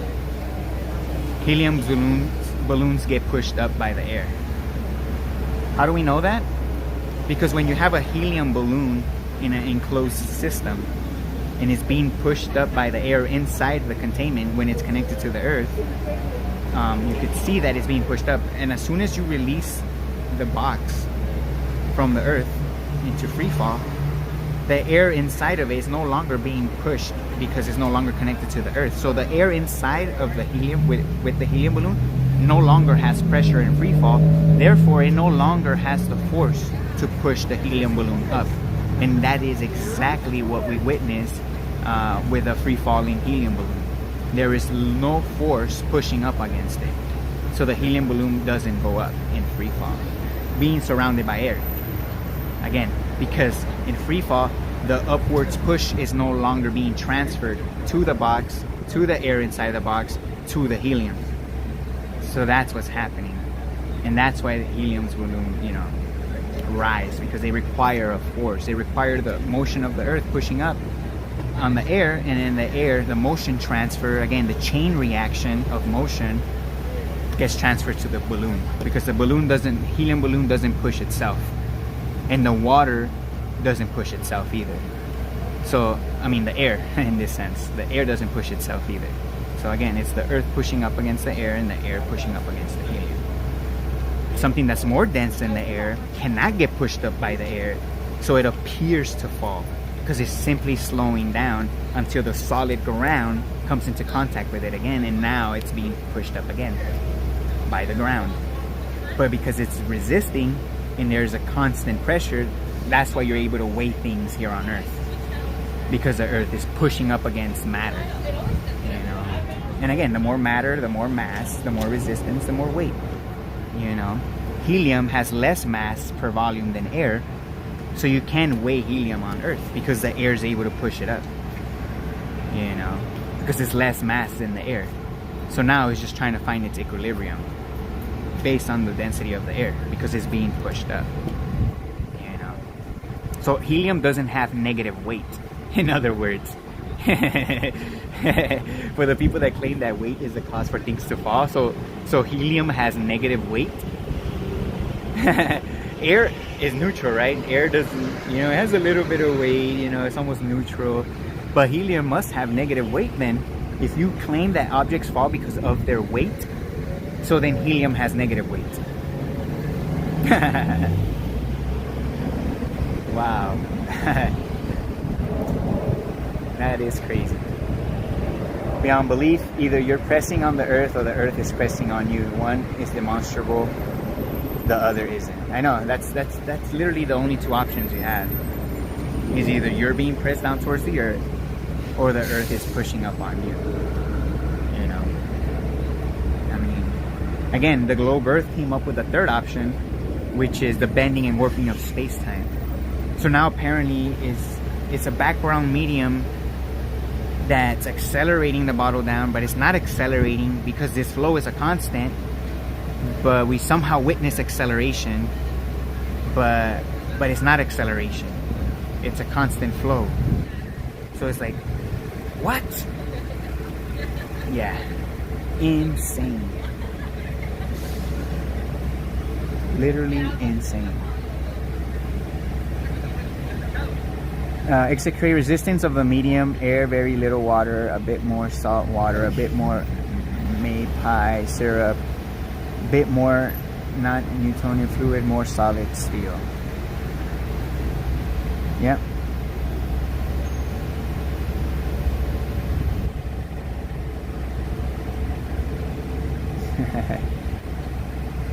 I weigh minus 72 kilos. I'm that thin, I'm not here. Right? If something has negative weight, it shouldn't exist. Right.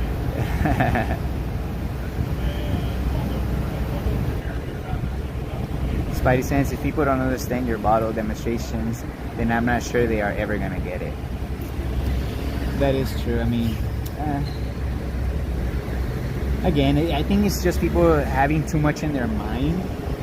They're just clouded up with too much propaganda. Not only that, entertainment, work, bills.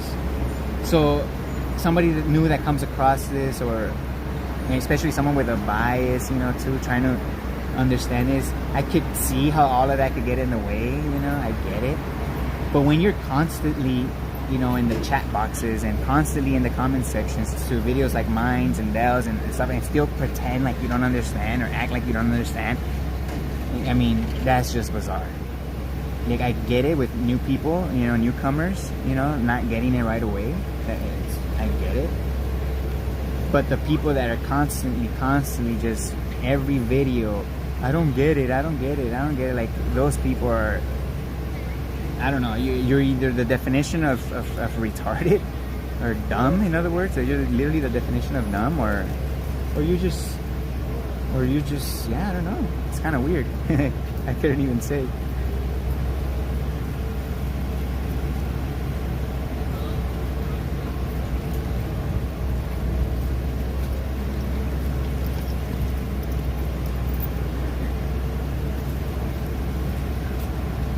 And here's the thing, for the people that say that resistance has to be, it has to be another force to cause resistance, right? To for matter to be resistant to motion.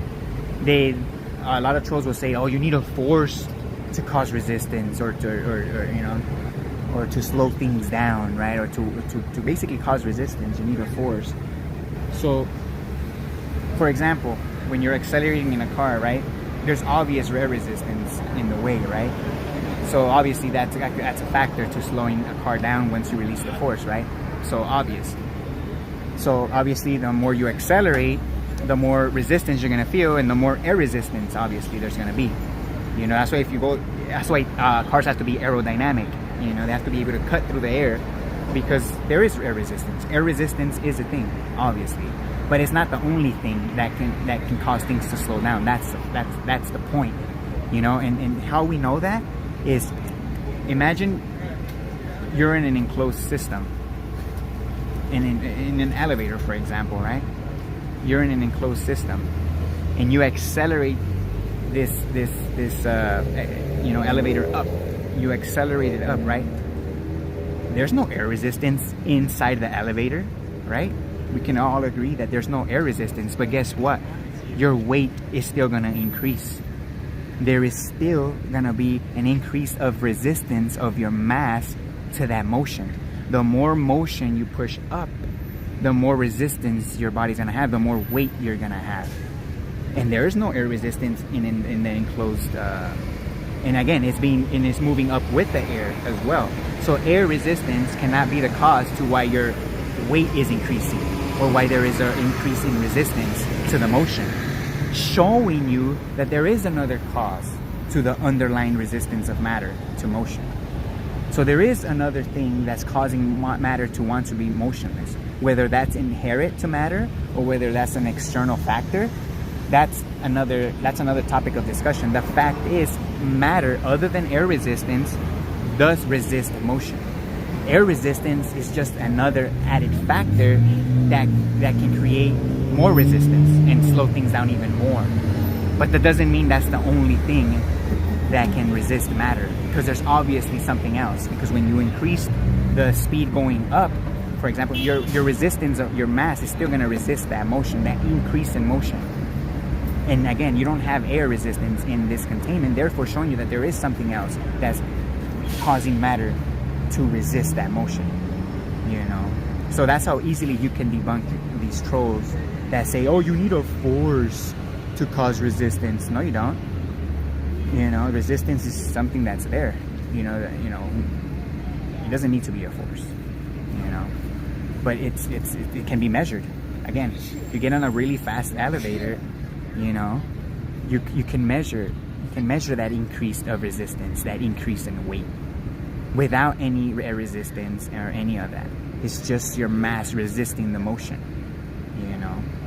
So again, I don't deny that air resistance is a thing, but it's not the only thing that resists motion, you know.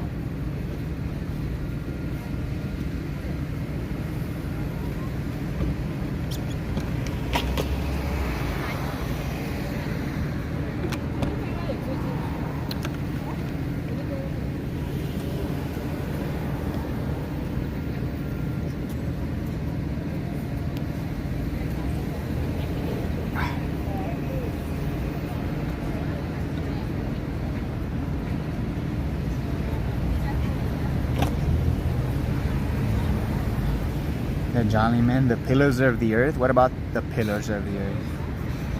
What does that even mean? So the earth has pillars? Is that what you're saying?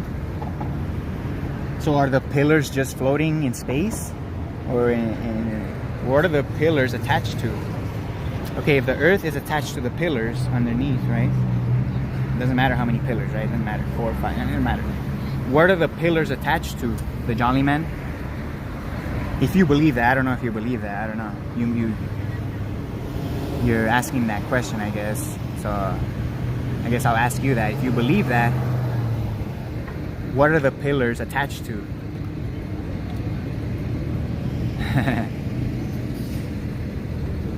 Is it another ground? Is it attached to another earth?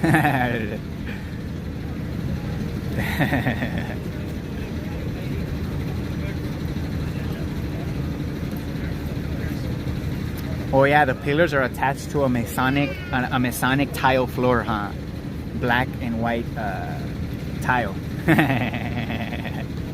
Who's seen that? Who's seen the pillars on the Masonic tile floor?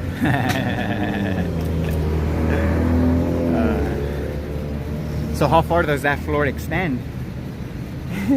Is that floor being contained somehow? Like, is there, you know, what is that? Where does that floor exist?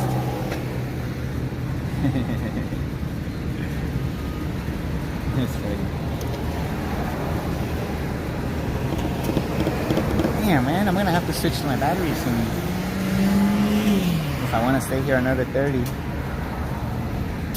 Spidey sense, it would be fascinating to put a person in a watertight car full of a dense liquid like mercury or something, and then the person would experience a push forward when accelerating. I mean, you experience a push forward from the back of your seat when accelerating already. Like when you're accelerating, you get flung back like that. That's, you know, you experience. I guess I get what you mean. Instead of being pushed back, you'll be pushed front, right? Before being pushed back, I guess. Because again, the solid, you know, it feels like you're being pushed back until the solid chair pushes you front. But I guess what you're saying is like the dense medium pushing you first before something solid, right? Yeah. Yeah, I wonder how that would feel, huh? That would be crazy. Renewed awareness? Nah, not today. Not so far at least, but we'll see. No one has stopped today.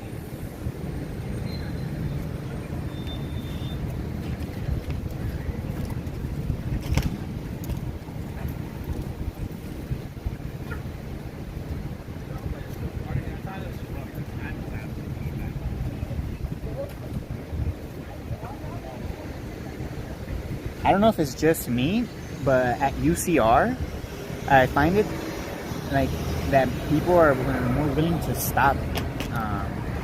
Now it could be because at UCR I do sit, you know, in a shaded area, that could be a factor, you know. But I do notice that at UCR, when I go to UCR, I do get more conversations, that's for sure. Like, I literally get a conversation within 30 minutes. For sure within an hour.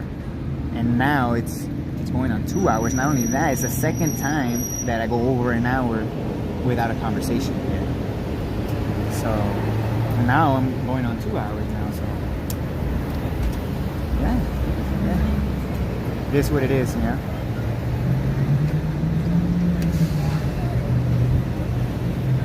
Execrate enjoying the stream, William. Cheers. In that example, you just accelerate faster than the car. You would still feel the push immediately. Exactly.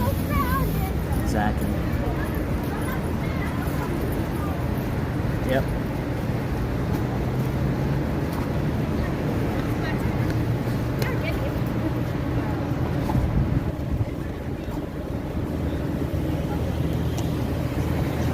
Again, the solid cannot move through another solid or a liquid, in other words. It can't. A solid cannot move through a liquid, or a liquid cannot move through a solid, you know, in other words. So therefore, that motion transfer is always going to happen. As soon as the solid car pushes against the medium, you know, the medium's going to push anything that's less dense in that same direction.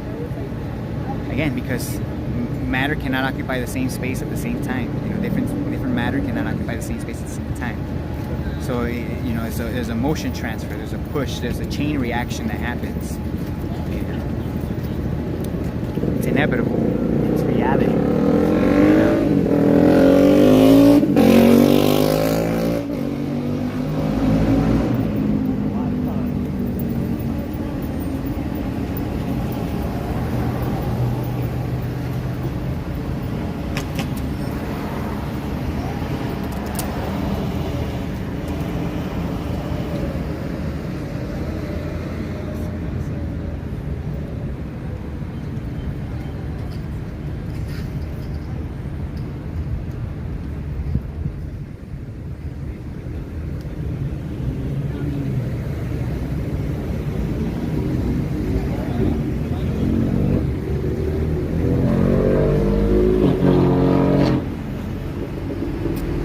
I'm gonna change the battery on my action camera real quick, and I'm gonna wait maybe another 30 minutes.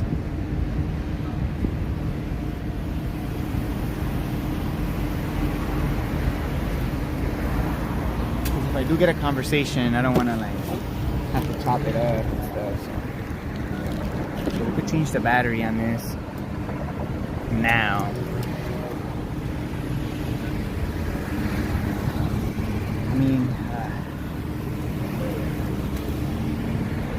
I mean, it still has 36%. I guess I'll wait a bit.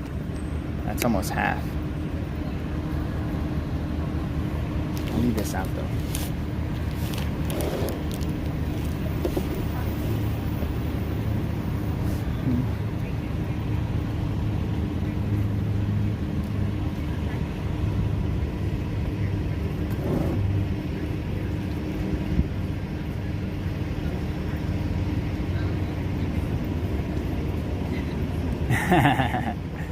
People concerning them shall be altered from their ways. They shall either take them to the gods and like Jolly, I don't even know what the fuck you're saying right there.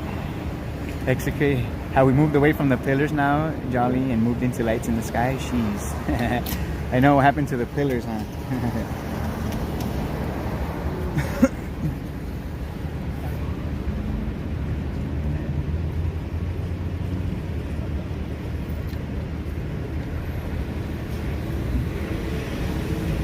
Yeah, anybody making claims about what's outside of the earth, automatically, you know they're bullshit. Automatically. It's like when a little kid is telling a story, right?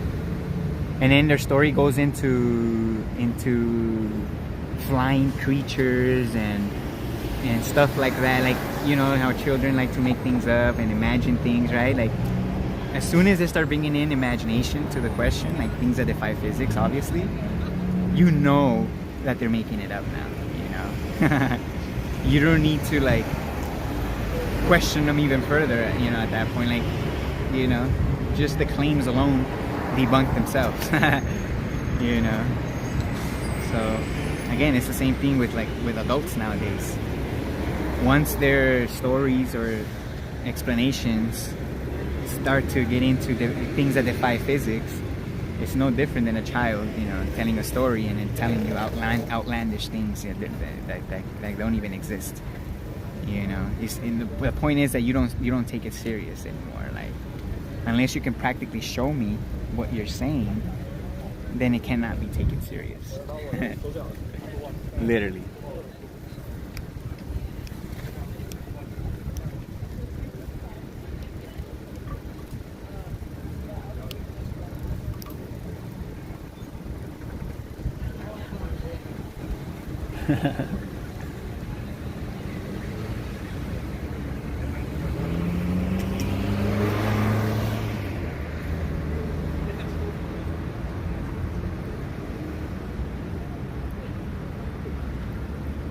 Our physic is only 10% of this creator's ideas. I don't know what you're trying to say by saying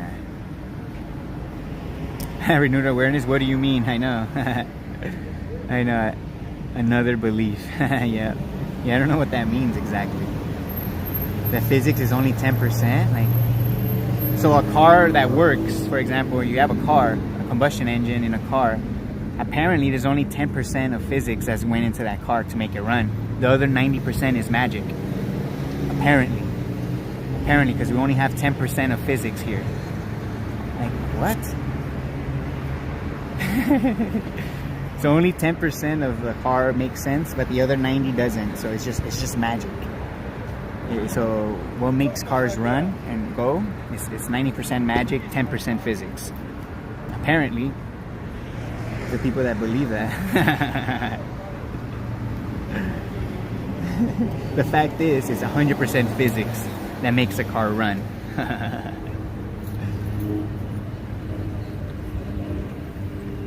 Now, what gives the matter rise and act the way it does at a fundamental level? Well, then you could say that's the 1% magic, right? What gave rise to this whole place? So we could say 99% physics, because we don't know how everything works, exactly when we trace back. Then I guess we could say is 1% magic. 99% physics and 1% magic. That being what's keeping everything together, right? Because again, we don't understand what's powering this whole reality. So we could say that that's the 1% magic. But to say it's 90% magic, 10% physics, it's 99% physics, 1% magic, if anything. Child, no, for reals. The cookie warped through the glass container and it hit me in the stomach without touching me.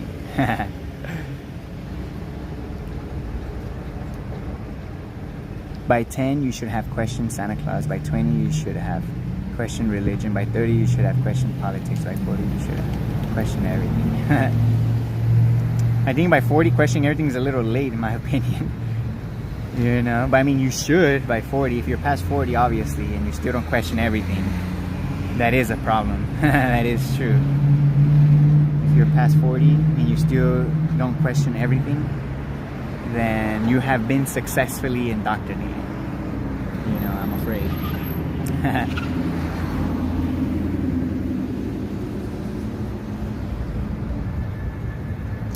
After COVID and the climate scam, I now only buy into what can be demonstrated to me directly.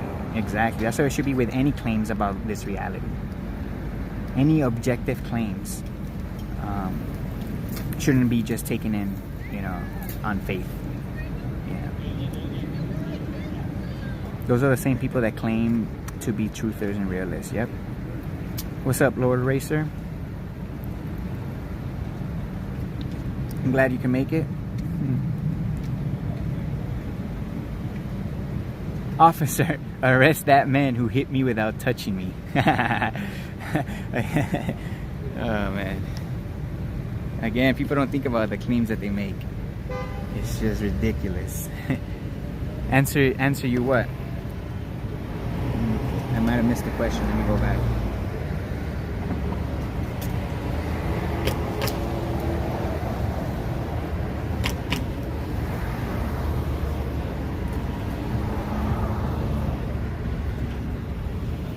How to control things that keep moving upward. How do you control something that's moving upwards? Well, it's only moving, the earth is only moving up relative to us within it, you know? So if you claim that earth must be moving in a straight line, that's a straw man argument, because I don't claim the earth moves in a straight line. I don't know if you knew, but the tides, you know, the ocean tides, the horizontal movement of water that we call the tides, show the deviation in the motion vector, because water is perpendicular, is level relative to the motion vector. So if there's a horizontal movement of water in the oceans, a reorientation of water, then that clearly shows that the earth is not moving in a straight line. So how do you contain something that's moving up? Well, first of all, it's not moving up, it's simply just moving, and it's moving up relative to us. But the way you contain that is you put it in a fixed path. So the earth is moving in some kind of cycle. So that's how you control the motion.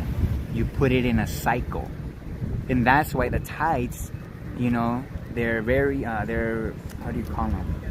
They're predictable, because they're part of a cycle. The tides are part of a cycle, because the motion of the earth is part of a cycle. So that's how you can control the motion of the earth, is putting it in a fixed path, putting it in a fixed cycle, you know. And it's literally that simple. And again, the ocean tides, the tides clearly show that, you know, that there's a cycle going on. There's a reorientation of the motion, you know. So this whole idea of the earth moving in a straight line through infinite space, that's a straw man argument. Again, making claims about what's outside, it's ridiculous without anything practical to back it up. At least me claiming that it's not moving in a straight line is backed up by the practical, by the practicality of how water behaves and how it reorientates relative to a motion vector, relative to a force. So again, if we see a horizontal movement of water, a reorientation of water in the oceans, and the oceans are being contained by the earth, it doesn't take a genius to understand that, oh shit, the earth is part of the cycle, you know? The motion of the earth is part of a cycle, you know? That's what it is. See if you responded to it.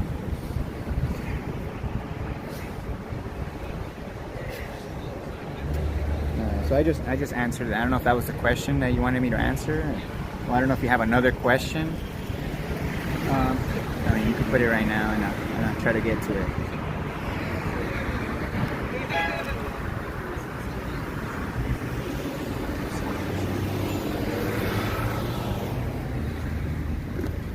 Alright, I'm gonna change the battery now, and then wait like another 20-30, and then see how it goes. But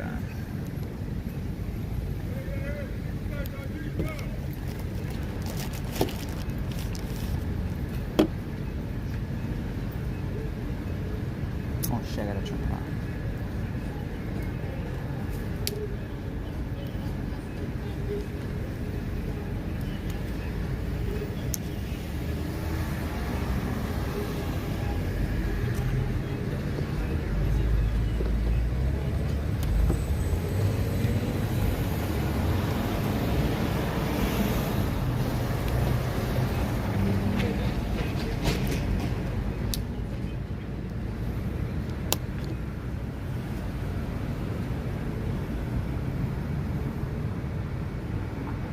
Yep, now we got full battery.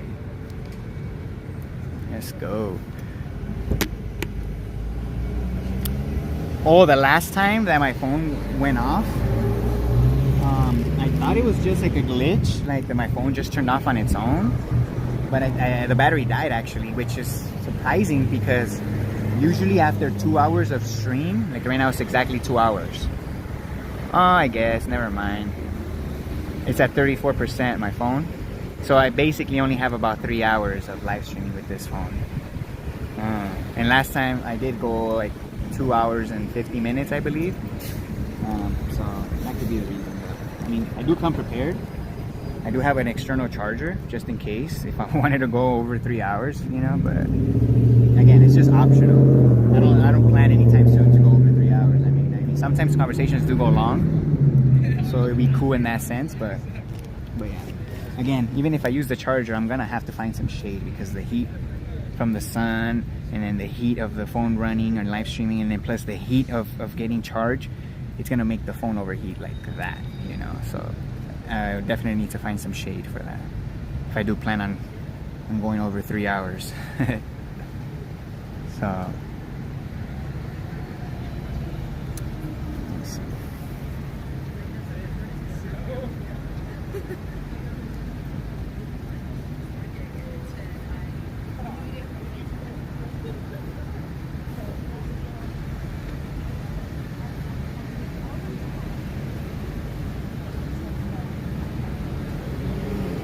I think FE for all has watched too many telekinesis videos. That's what it is.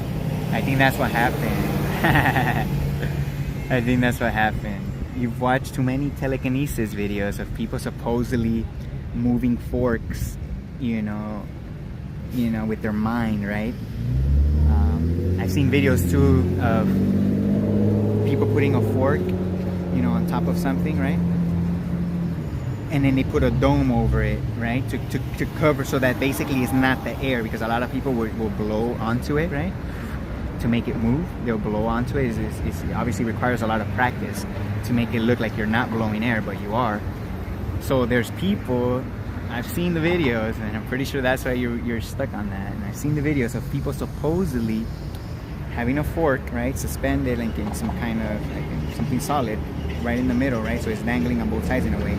But then they put a dome over it, basically to show that it's not the air, I'm not pushing it with my, it's not me blowing on it, right?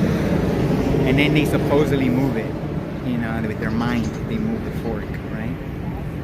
So I'm gonna assume that you believe those videos. All these people with psychic powers that can move matter with their mind, right? Supposedly. And I'm gonna assume that that's where all of this is coming from, you know, because other than that, I honestly wouldn't, I don't understand where those claims are coming from. Like, I mean, where else could they be coming from for you to believe that people can do that and learn that? And I'm gonna assume that you just got stuck on those videos and you just believe them, you know?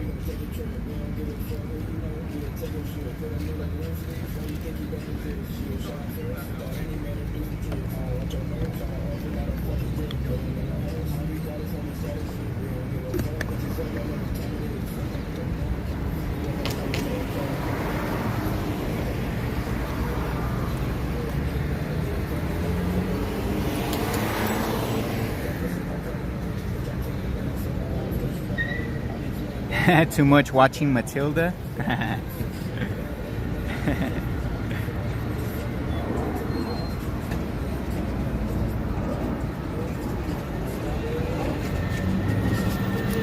I guess if you claim that humans can learn that, anybody can learn it, right? Why don't you learn it and demonstrate it?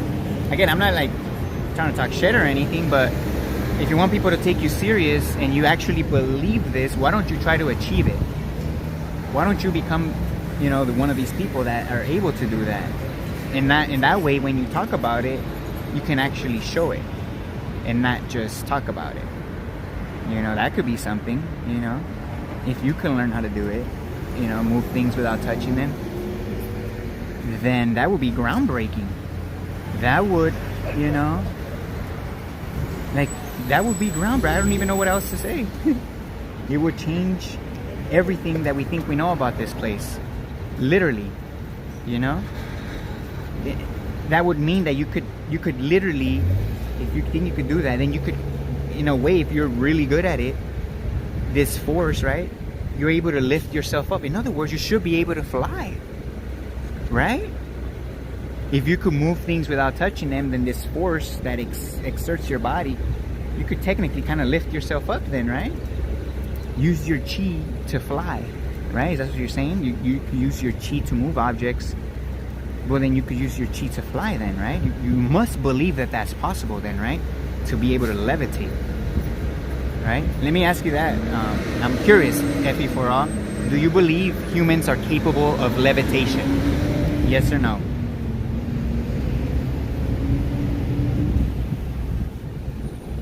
Do you believe humans are able to levitate? Because I've seen videos of that too, you know, of monks, right? Who hasn't seen a monk supposedly levitate, right? So they supposedly are very disciplined and are very in tune with their chi and all this bullshit, and that's why they're able to levitate, blah blah blah blah. But I've never actually seen one in person. Like, I've seen the people faking levitation in Venice Boulevard when they're asking for donations. Well, it's obviously a trick with the pole that they're holding. And that's why they have to wear all those robes, you know, to hide that pole. To levitate. I know everybody has seen that. The street artists, or what you would, I don't know what you would call them, street performers that sit down and are supposedly levitating, you know. But yeah.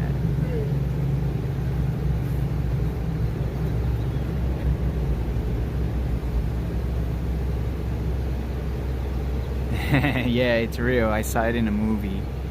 Crouching Tiger, Hidden Dragon.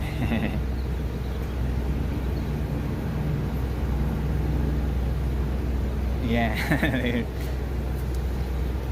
There's different ways of doing it. Have you guys seen the one that can sit down in midair? Right? But the fact is, he has something in his shoe, and it's like a steel pole basically that bends with his joints, that's supporting him. You know what I'm saying? I don't know if you guys ever seen the guy that can sit down in midair. It's a trick. But apparently, according to FE for All, just with your mind power, you're able to do it.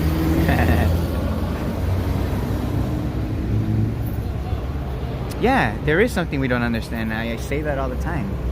What gave rise to this? What's the cause of this existence? What's the cause of the Earth's effects, you know, that we witness here? You know, of the motion of the force. What are the causes of that?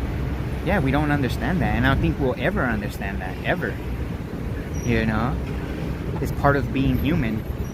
You know, you can only understand things so much. You know, our senses are only calibrated to be able to detect things and sense things to a certain level. You know, and after that, you know, our senses are not capable of perceiving, you know, what's beyond the physical, because our senses are calibrated to the physical. You know, so what's beyond all this? What's the magic that gives this whole thing, you know, whatever, you know, is structure and the, you know, the force we experience? That's beyond my comprehension, my understanding, you know. But yeah.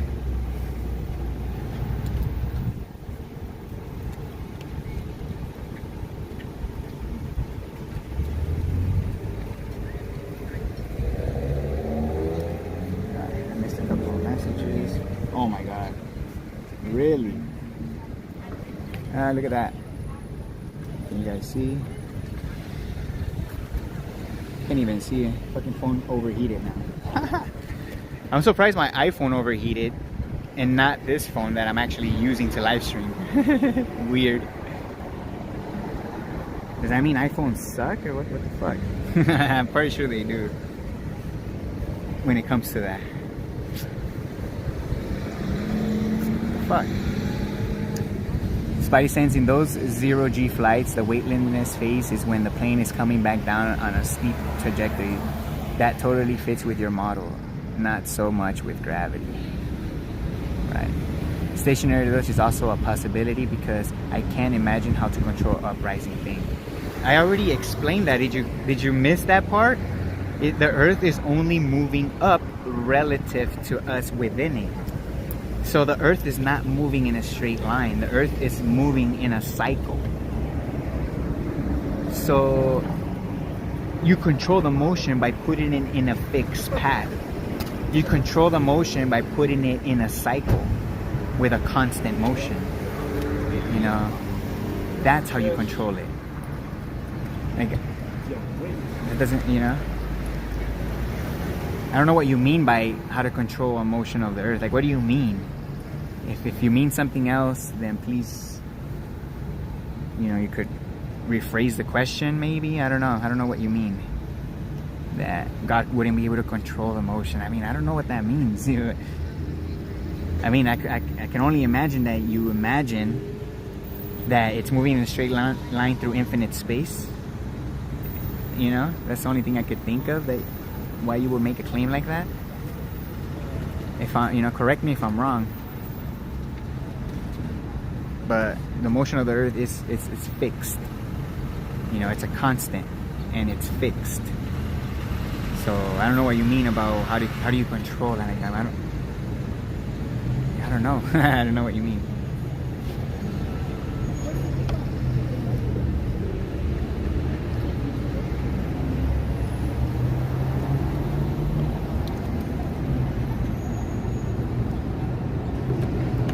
Yeah, I'm just gonna go.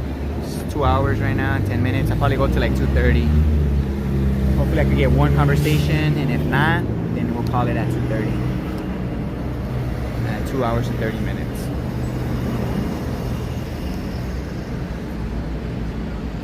Yup, as I can't imagine the infinite space. I mean, you don't need to imagine an infinite space again, because Earth is not moving in a straight line. I don't know why you would think that. I mean, why do you think the Earth is moving in a straight line? I guess that will be my next question. Because I gave my reasons to why I think, or why I propose that it's not. I gave my reasoning behind it. So what would be your reasoning to why it would have to be moving in a straight line through infinite space? What's the logic behind that statement?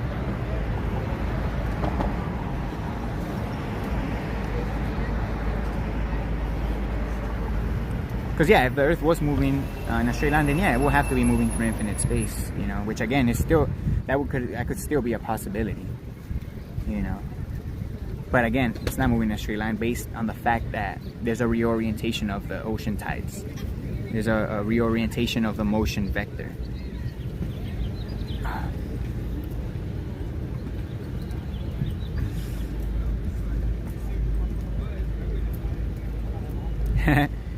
Natalie, I can't imagine equals I don't understand.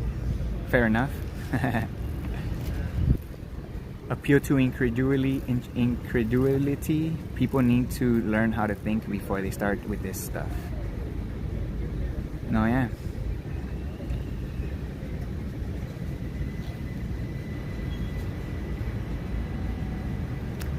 Renewed awareness. Exactly, it will be hellish.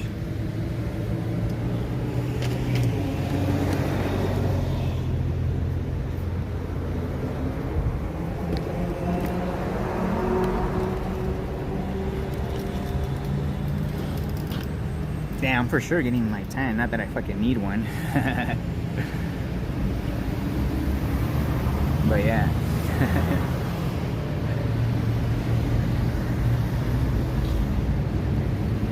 Next time, I think I'm gonna try to find some shade inside the village here, and see how that goes. I don't know. I feel like if I go inside, even though it is open to the general public because there's stores in there. There's an Amazon in there. There's just stores that sell food in there. I wouldn't say like Wingstop, for example, stuff like that. I don't know if Wingstop is in there, but like restaurants, that are open to the public are in there. So technically, USC Village is open to the general public. There's like a CVS, I think, or something like that in there as well. So point being, I shouldn't get harassed if I set up in there, but I have a feeling that I might, but we'll see. Next time I'm gonna post inside, probably in a shaded area, and then we'll see how it goes. We'll see if the security tries to kick me out or whatever, but yeah, we'll see.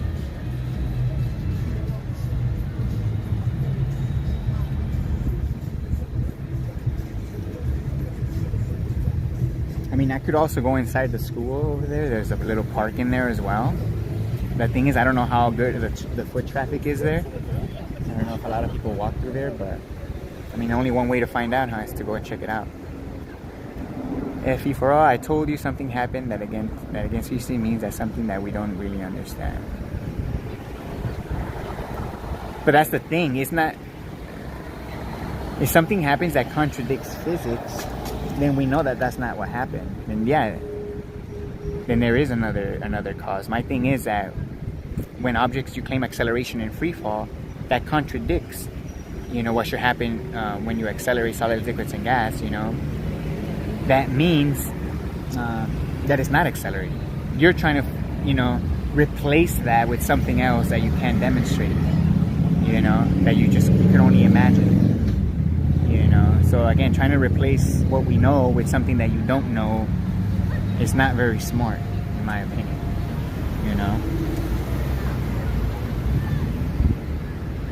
You're trying to debunk what we know with a belief. In other words, that's exactly what's happening. And the thing is, you can only debunk beliefs with facts. You cannot debunk facts with beliefs. It's literally that simple. Anyone know what's the reason they could get any deeper than 8 miles in the Russian Kola Ultra Deep? I vaguely remember reading something about the heat down there. It got me thinking heat rises. That is true. I mean, yeah, that is the claim, how that 8 miles is the deepest that humans have ever drilled. And the reason why they couldn't drill any further was because the drill just got too hot and it just wouldn't work, and it couldn't penetrate the rock anymore, or the earth. It couldn't penetrate the earth anymore. So, and again, heat was a factor supposedly. So yeah, I mean, that is interesting. How thick is the earth? A lot of people like to, what's underneath the earth, right? Well, we can't get outside of it, and we only drilled 8 miles allegedly. So I don't know. How does that divert from the fact that water is always level and when contained and at rest here on Earth? It's crazy how people jump from that fact to, well, what's underneath the Earth? It's like, well, what does that have to do with water not being level? I mean, water being level, my bad. But yeah, water not being level on the globe, like, what does that have to do, with the facts that we do know, So.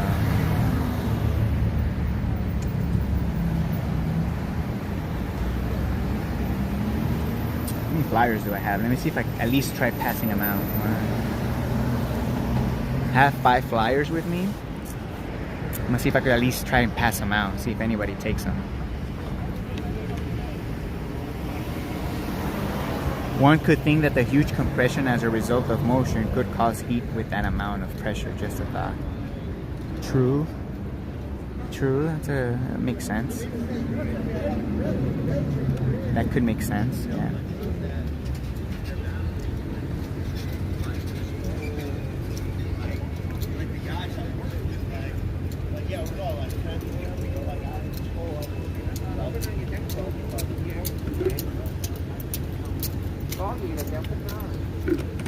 Oh my God.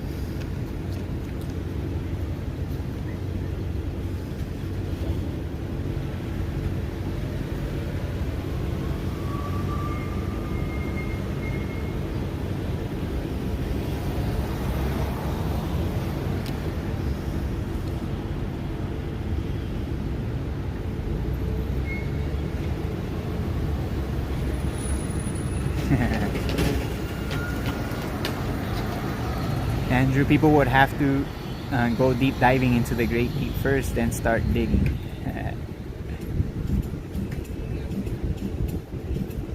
The Jolly Man, 15 degrees per hour. That's been debunked already, by the way. The sun doesn't move 15 degrees an hour everywhere on Earth. So the motion of the sun being 15 degrees every hour is not constant in different places on Earth. So there's a lot of inconsistencies with making claims like that. And I'm not gonna lie, I used to think that too. Like, oh shit, the sun, from videos that I've watched, it appears to be moving 15 degrees every hour, right? But people that actually track the sun relative to the position on Earth, Because there's apps, there's websites that can keep track of the sun based on where you are on Earth. So in New York, you can keep track of the sun, and in Mexico, you can keep track of the sun, and in Europe, you could keep track of the sun, and depending on what city you're in, you could keep track of the sun. And people do keep track of it. So there are a lot of inconsistencies with this 15 degrees per hour of movement of the sun. Same thing with the stars. There's a lot of inconsistencies with the motion of the stars. If you're basing it on an azimuthal equidistant map, the AE map, there's a lot of inconsistencies. That wouldn't make sense. Because technically, the sun should move 15 degrees every hour if we lived on the pizza dish map that they show, the sun circling above. Then theoretically, we should all see that 15 degree change, right, every hour. But the fact is that that's not what we observe. That proves to me that the AE map, the layout of the continents, is not what actually is. It's not what we're being told. So guys, again, when it comes to the lights in the sky, it's just a lot of theories, a lot of speculation, and literally no physics to back it up. Just observing the lights and coming up with your own calculations is not physics. It's just not.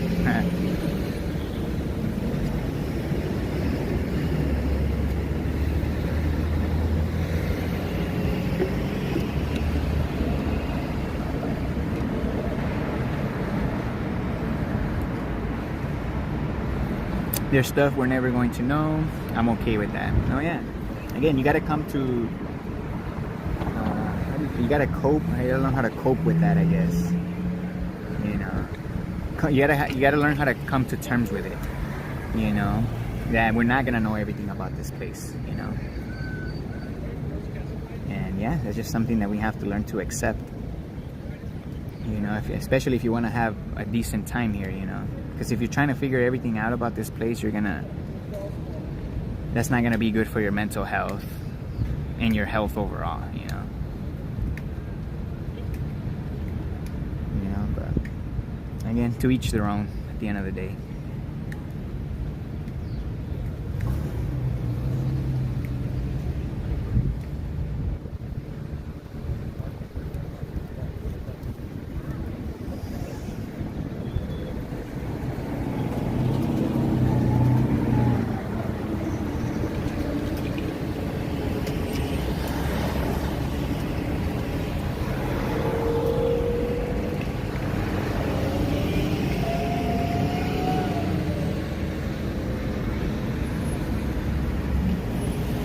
Where do you think you can see the moon for 2 weeks every month in daylight?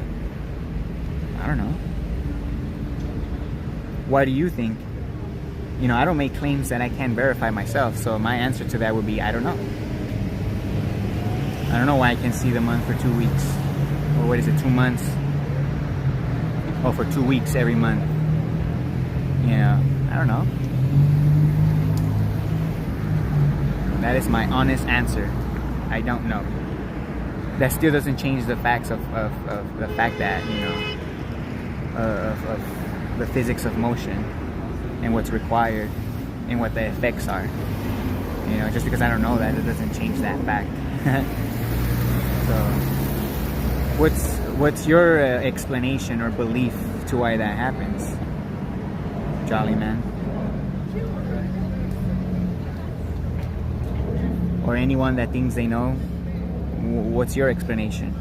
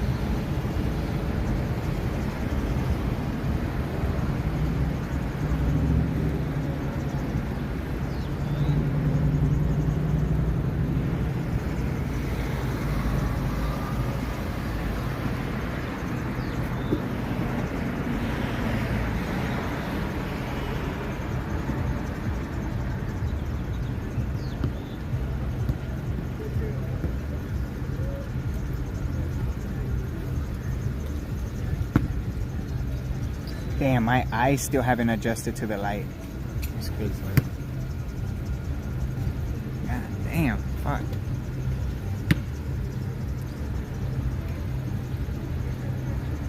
Why don't I go to the parks anymore, William? The only park I went to was, I think it was in Riverside. It was Fairmount Park, I think. I think that's the only park I ever went to. But yeah, I did go there. I used to go there before. A lot. And yeah, but... yeah, I prefer coming to universities because obviously there's more people. You know, the students are always walking in and out. That's for one. And for two is you'll have better conversations with people that actually care, right? Because they actually care because they believe it. You know, people here at the universities, well, at least most of them, right? They believe everything they're told and everything they're taught. I mean, they wouldn't be paying for this education if they didn't believe in it, right? So when I'm out here and it contradicts what they believe and what they're paying for, literally, that leads to better conversations, because now you get to see like a more natural reaction, right? In a way, because now they have something to defend in a way, you know, and it's good to highlight, you know, all the points that they make, opposed to somebody just, you know, going on a walk on a park. You know, a lot of people don't really care, you know, about what's really going on outside of their bubble, you know. But here is because I'm literally going against what they're being taught. You know, it could trigger a better conversation, you know. And not only that, there's way more foot traffic as well. So there's a couple factors. But I mean, you know, in the future I do plan, you know. I'm going to parks as well, but just not anytime soon.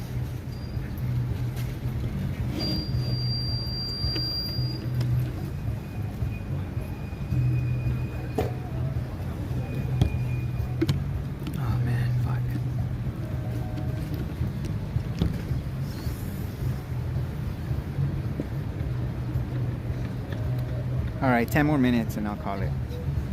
Because this battery is going to die. Guys, woman your way.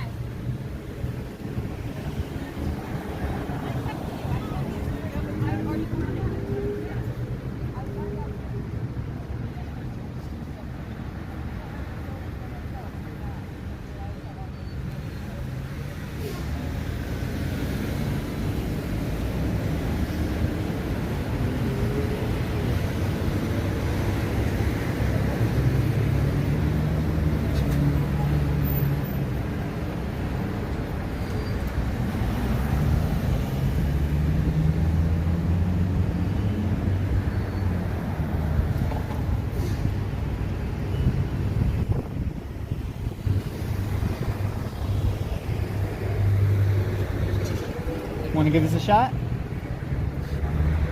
Do you trust your common sense? Do you trust your common sense? Sure, right? I mean, who wouldn't, right? It's what keeps you alive, right? So I have two very easy questions to see if you actually do trust your common sense. So we'll see if you could get them right. All right, so now very elementary level, you know, you'll see. So I have 3 water bottles here, and I painted the water blue with food coloring just to make it easier to see. So I want to see what's the difference between these 3 water bottles. They're all at rest, by the way. But what's the difference between them? Force. Force? On the water. The force on the water? Force on the water's going that way, force on the water's going that way, force on the water's going that way. Okay, so if all 3 water bottles are at rest, Yeah. which one is in the correct position, I guess you could say? All these. You think they're all in the correct position? Yes. It's all just a force going in one direction. This is what a ball, it's probably light, that means it's buoyant, it means it's floating. This is probably a force going this way to pull the water that way. This force to the top, this is a force going this way, pulling the water that way, ball goes to the top. Force going this way, ball goes to the top. So if I had, These are real. they're all real, but which one is in the correct position or orientation? Each one. So I would tell you, this one's in the correct orientation because like you said, the force is down, pushing the ping pong ball up. This one, the ping pong ball can't be pushed down, can In this one, These are all real photos. They're all real I know photos. You didn't make real fake photos. These are all real. they're all real. My question to Maybe you not is, everybody else can see that. I can no, see no, this. they're all real. My question is, which one is in the correct orientation? Because there's 3 different orientations here. All are incorrect. I'll tell you. Realistic orientations. This is how this one should be, and this is how this one should be. Oh, like how? Like what does it look like to me? Yeah, Oh, like yeah. relative to you. If I was allowed to rotate. This Yeah, thing, yeah. I would That's do that. Yeah, if you had to rotate them, I guess I should have said that, right? You know, and which one would be in the 'cause correct the orientation is real. Am I allowed to rotate to an orientation that Yeah. I see that's true? Then Yeah. yes. Yeah, it's obvious because of the water. The water can't stick to the top, you know, and the water can't stick to the side of the bottle like that. That defies physics. I mean, so you have a great example here. I'm sure you're about Exactly. to show me right to the side. Yeah, if I tip it, the water tips, you know, and if I tip it upside down, the water goes down. You know, I can't make the water go to the side without tipping the bottle, in my point, you know. So it's very easy. I guess you kind of got it. The second one's even easier. There's another thing about water. When it's contained and at rest, it always finds its level. Would you agree or disagree? Okay. Right? So what could be another word or what could be your definition of level when water's contained and at rest? The water always finds its level. One of these, for example. What's another word for it? Another word, or what's your Flat? definition? Okay, that's a good word, I guess. all I have. So the one word definition will be horizontal, because you could have a straight line, but if it's on a slope, it's not level. So something that's horizontal is level. So it has to do with orientation. You know, so flat, you know, it's not really a good word. Horizontal will be the proper term for level. You know, again, the definition would be no deviation in elevation from any given point to any other point on that surface. Because if it does deviate, then it's not level. Would you agree or disagree? Again, and if you try to deviate the surface of water, guess what's going to happen? It's going to start. Listen. What's the second question? What's the second one? Okay, so the second question is, if we understand what level means, and when it's contained and at rest, which one of these two represents level as we know it when we're looking at the water?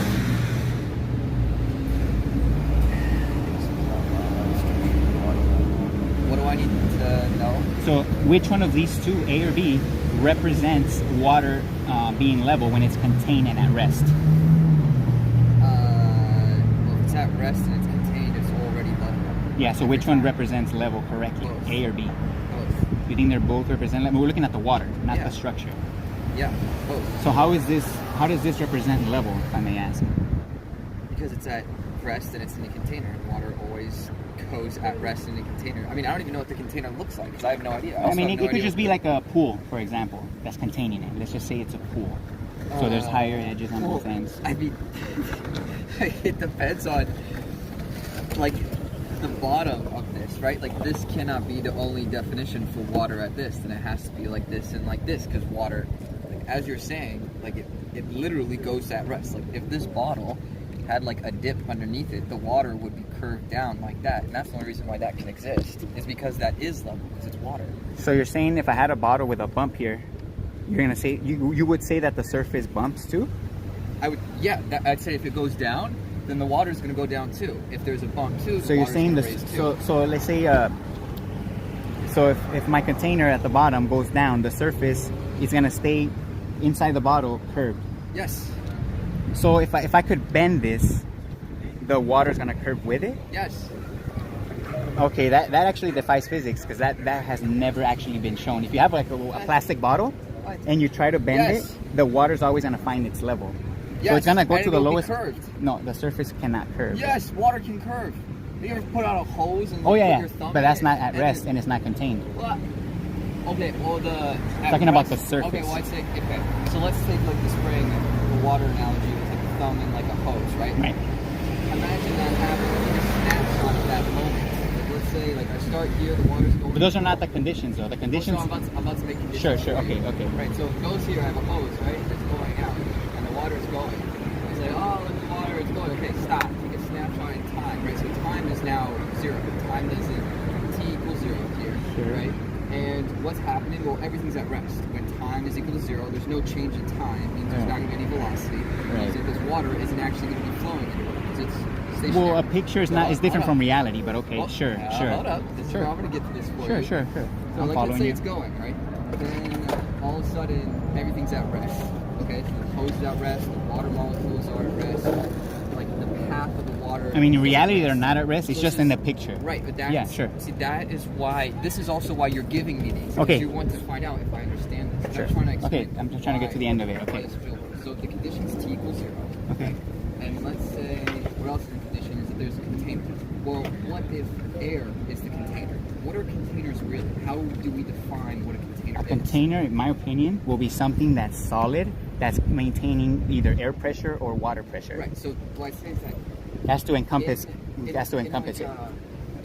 In like chemistry, like and some physics, like containers are defined by what the material is.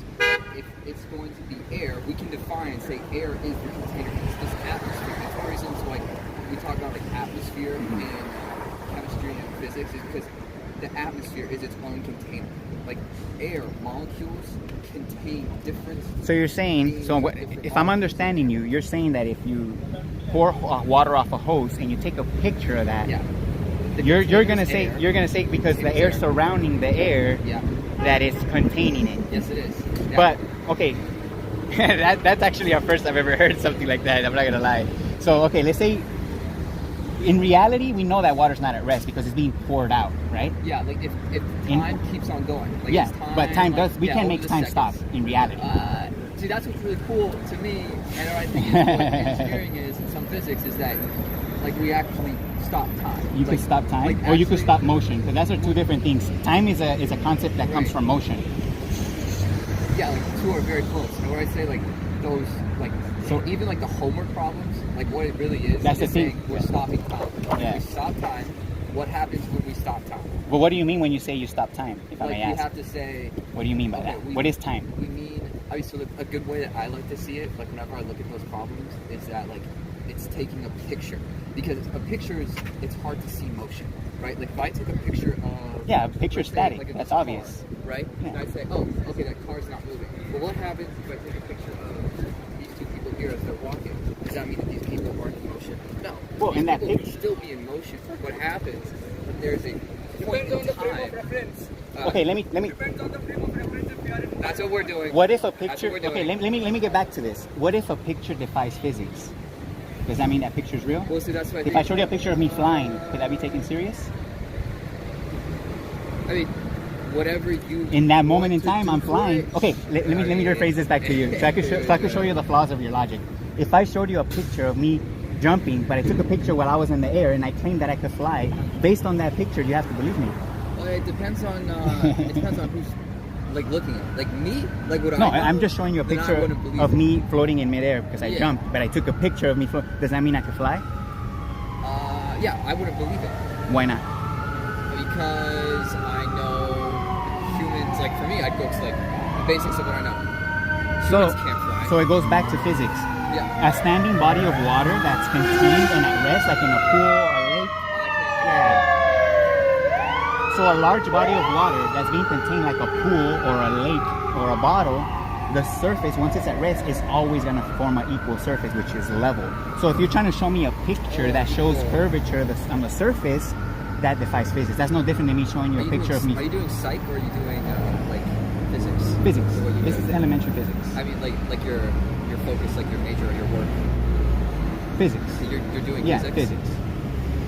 So that's I mean, my I'd point. say So that's where it's like, like learning this and accepting that it is still like a point in time that is stopped doesn't mean that we can't believe that it's not, right? Like we can, like if you have a picture of like something, like I would take the hose example, right? And it stops, and there's Sure. like a picture there, and it stops. It doesn't mean that for the rest of what I see, like hoses going out with water, that it's going to have, that I think that, okay, hoses like that have water Sure. bend are now breaking laws. It's a picture of one moment in time of a physical example. And that could be, like, all it is one example. Now, like, when I look around, and like, when I live life, I don't see anything like that. I don't see, like, time stopping. I can, like, take pictures to imagine a point where Sure. time is stopping. It doesn't mean that it's absolutely gone. Like, that man that was walking by, and he was like saying, hey, it's all about your frame of reference.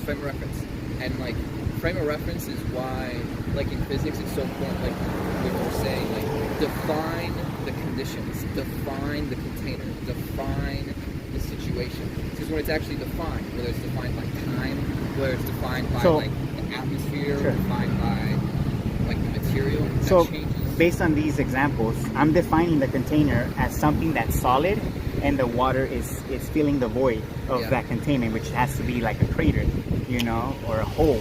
The water fills the void. When once it's at rest, the water always levels out.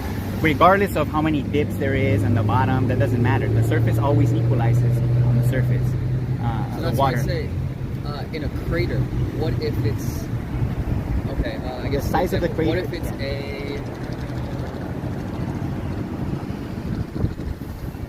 Like my point is, okay? So so these are pictures, right? That's the hard part. Yes, it will. Like if this is a point in time, like let's say like this is. Yeah.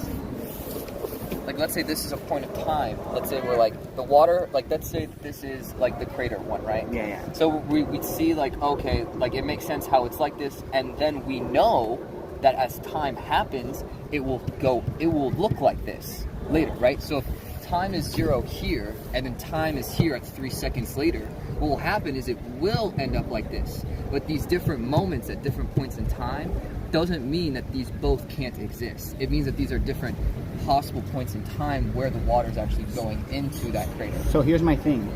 When water is displaying this on the surface, it usually means that it's a river. So the water's flowing in that direction. Usually, if the water's deviating, you can't deviate water. I wouldn't know anything about. So you know what? I'm getting confused how we're so getting to there. So when the surface of water starts to deviate, it starts to flow in that direction that is deviating. That's what a river would be. Yes. But what I'm saying is, once the water's contained and it's not flowing, it's being contained like a pool. The surface of the water will never bend. So I'd say with motion is that molecules and the forces are always in motion in every. Like Okay, every even if there moment. was motion with the molecules, the surface will never displace convexity like this. It would always form a level surface when contained in that rest. That's why I said it takes time. Well, that's the thing. Have you ever seen a pool be filled? Like a pool? It doesn't matter where you put the water, it fills level like this. It doesn't fill up like this. It always fills up level from bottom to top. No, I wouldn't say. I'd say it depends on. Let's say like. So I don't know what you're meaning with time. Like it happens instantly. Oh, it doesn't happen. Unless it's flowing. Unless It's flowing. But we're talking about a containment, a physical containment. Yeah, even in physical containment, it's like it flows. Okay, if you truly believe that you could have a standing body of water, like a large body of water, contained at rest and bending on the surface without moving. No, it is. Okay, even if it is moving, but without flowing. And it's flowing. Okay, a contained body of water at rest with bending. If you truly believe that, then I would love to see a picture of that. Even that's not cartoons. That's not CGI. You giving me one. This is the one that you're asking, like the people that you. This isn't. I made this in a computer, obviously, because this doesn't exist in reality. What program? Let me show you. Because that's real. That can be real. Let me show you something. Because this is real. This is when you go to any ocean, any lake, any pool. The surface is always going to be a level, basically. Have you heard of sea level? Yeah. The oceans are level, horizontal. Yeah. So to claim that the oceans... Well, also, I mean, look at the waves. I'm not talking about waves in there. Yeah, but it's level. Like this is not a lower elevation than this. Well, that's also very far. No. Not elevation. But what I'm saying is like, what you've given me here is like, if like I go like this. Yeah. Like, do you see how I see with this even? Yeah. Like this, yes, okay, I can see like far out into the horizontal. distance. Yeah, I can see how this is like a level structure. Yeah. What I'm saying is like these parts, like these waves here, it's kind of like bending. Okay. That can be like this. Like this is real. Like what you made here, this is a real example of something that can actually happen. Okay, here's my thing. So you believe that if you're standing on one side of the lake, and then somebody else is standing on the other side of the lake, you believe that the water's bending down at the other end of the lake. It's at a lower elevation, so it's just holding itself like this. I don't know how far. If it's that far away, it's hard for me to know. Right. I mean, I can see something that's maybe maybe this photo is like maybe like a foot away. So if I'm like on that lake and it's maybe a foot away, and I can see the like this. Yeah, I don't deny the waves. I'm talking about the whole body of water as a whole. It doesn't deviate from its constant elevation. Oh, Besides the waves. Right? I mean, I don't know unless I like actually like. I mean, there's a measured reason. it. Why do we use these in construction? Oh, because I think. Why do we like- use these in Because construction? in construction, it's Let me ask. good to like, have something that's built that's not gonna fall due to force. What are these used for? Like? If you have a like really the long one, beams, what are they used for? it'd be You know what used this is? for- yeah. Level. A level. What are they used for? I mean, it could be used for finding out, like if there's a flat surface, they could be used to find out the angles going on a certain, like because with the levels, right? Like that's why there's like the 3 different points. Because Yeah. there's different types of level. Yeah. That I mean, it's like saying different. I mean, one is vertical, one is horizontal, Yeah. and one is just 45 degrees. And it depends on But it's all relative to the level, yeah, and Yeah. that's why it's so useful. or relative to the plumb, either or whichever you want to use. Yeah, and like if I had something like here along this side, and then what's it like on and I haven't used a level in a long time. So let me ask you this, because I'm getting It's confused. useful. Do you agree or disagree when water is contained and at rest, it always finds its level? Because if you disagree with that, Always then finds, yes. And I Yes? say like how, like over how much time. No, okay. It Yeah. always finds its level, yes. Well, now, what's your definition of level? My definition of Yeah, your level, definition of level. I'm curious. I'm curious. It's gotta be. I mean, level is. Okay, so I guess if I'm gonna describe level, how do I describe it? I mean, I describe it like as a line.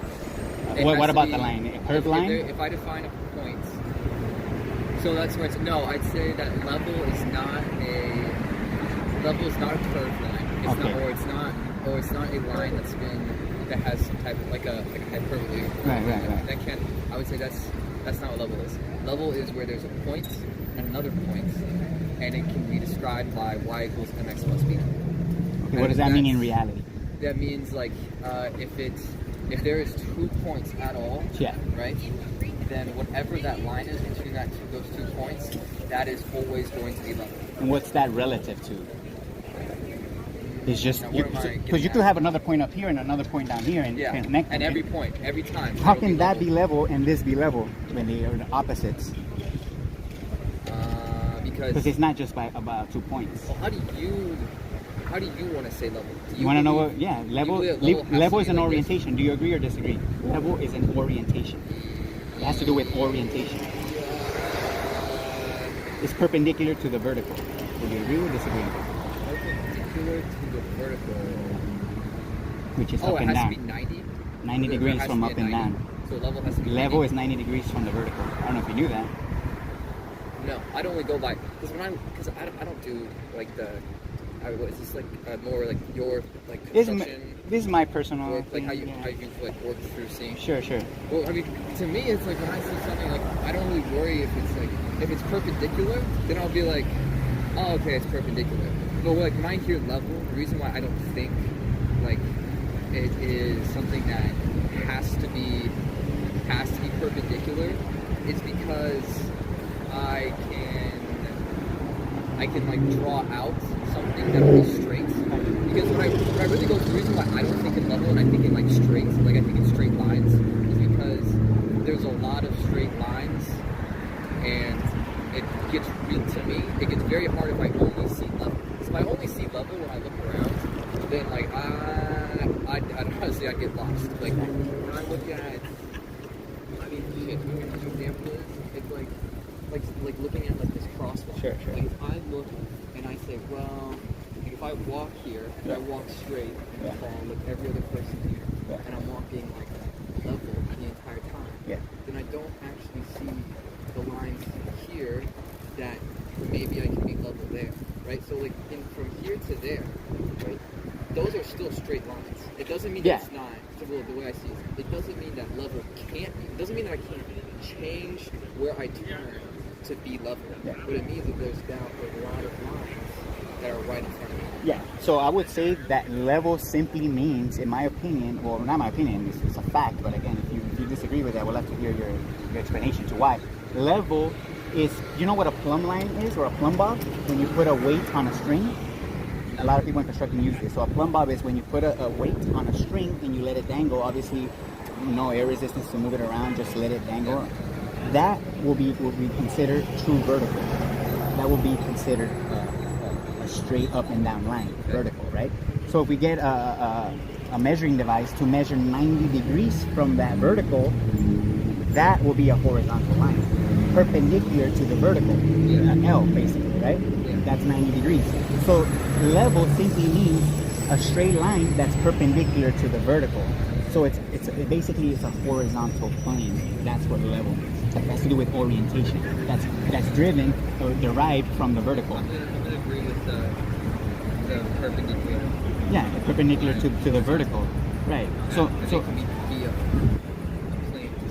So here's my thing. In engineering and in all construction, all facets of construction, all plumb lines are parallel to each other. So if you have a plumb bob right here, and then I go 10 miles that way and I hold a plumb bob, technically those two verticals are perpendicular. You know what perpendicular means, right? They're both in the exact same position, up and down. So water being level relative to that vertical, parallel, they're both parallel. And then water being perpendicular means, again, that it's a horizontal surface that's always perpendicular to the verticals, which are always parallel. Again, these are facts.